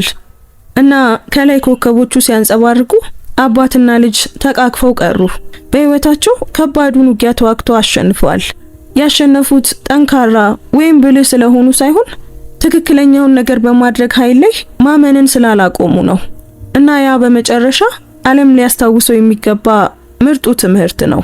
አንድ ደፋር ሰው ዓለምን መለወጥ እንደሚችል፣ በተለይም ያ ትንሽ ሰው ጥላቻን በሚማርበት ጊዜ እንኳን መውደድ የሚችል ትልቅ ልብ ያለው ሲሆን። ውድ ቤተሰቦቻችን የዛሬው ታሪካችን በዚሁ ተጠናቋል። ታሪኩን እንዴት አገኛችሁት? ወደዳችሁት? ምንስ ተማራችሁበት? እስኪ ኮሜንት ላይ ሐሳብ አስተያየታችሁን ጻፉልን። ለእናንተ በዚህ ታሪክ ውስጥ ጀግና የምትሉት ማን ነው? ሶፊያ፣ አባቷ ዶክተር ዴቪድ ወይስ ማን? ሐሳባችሁን ጻፉልን። እዚህ ድረስ ቪዲዮን ካያችሁትና ከጨረሳችሁት ደግሞ ጨርሻለሁ ያላችሁ ጻፉልን። ታሪኩን ሌሎች ብዙዎች እንዲሰሙትና እንዲማሩበት ላይክ እና ሼር አድርጉት።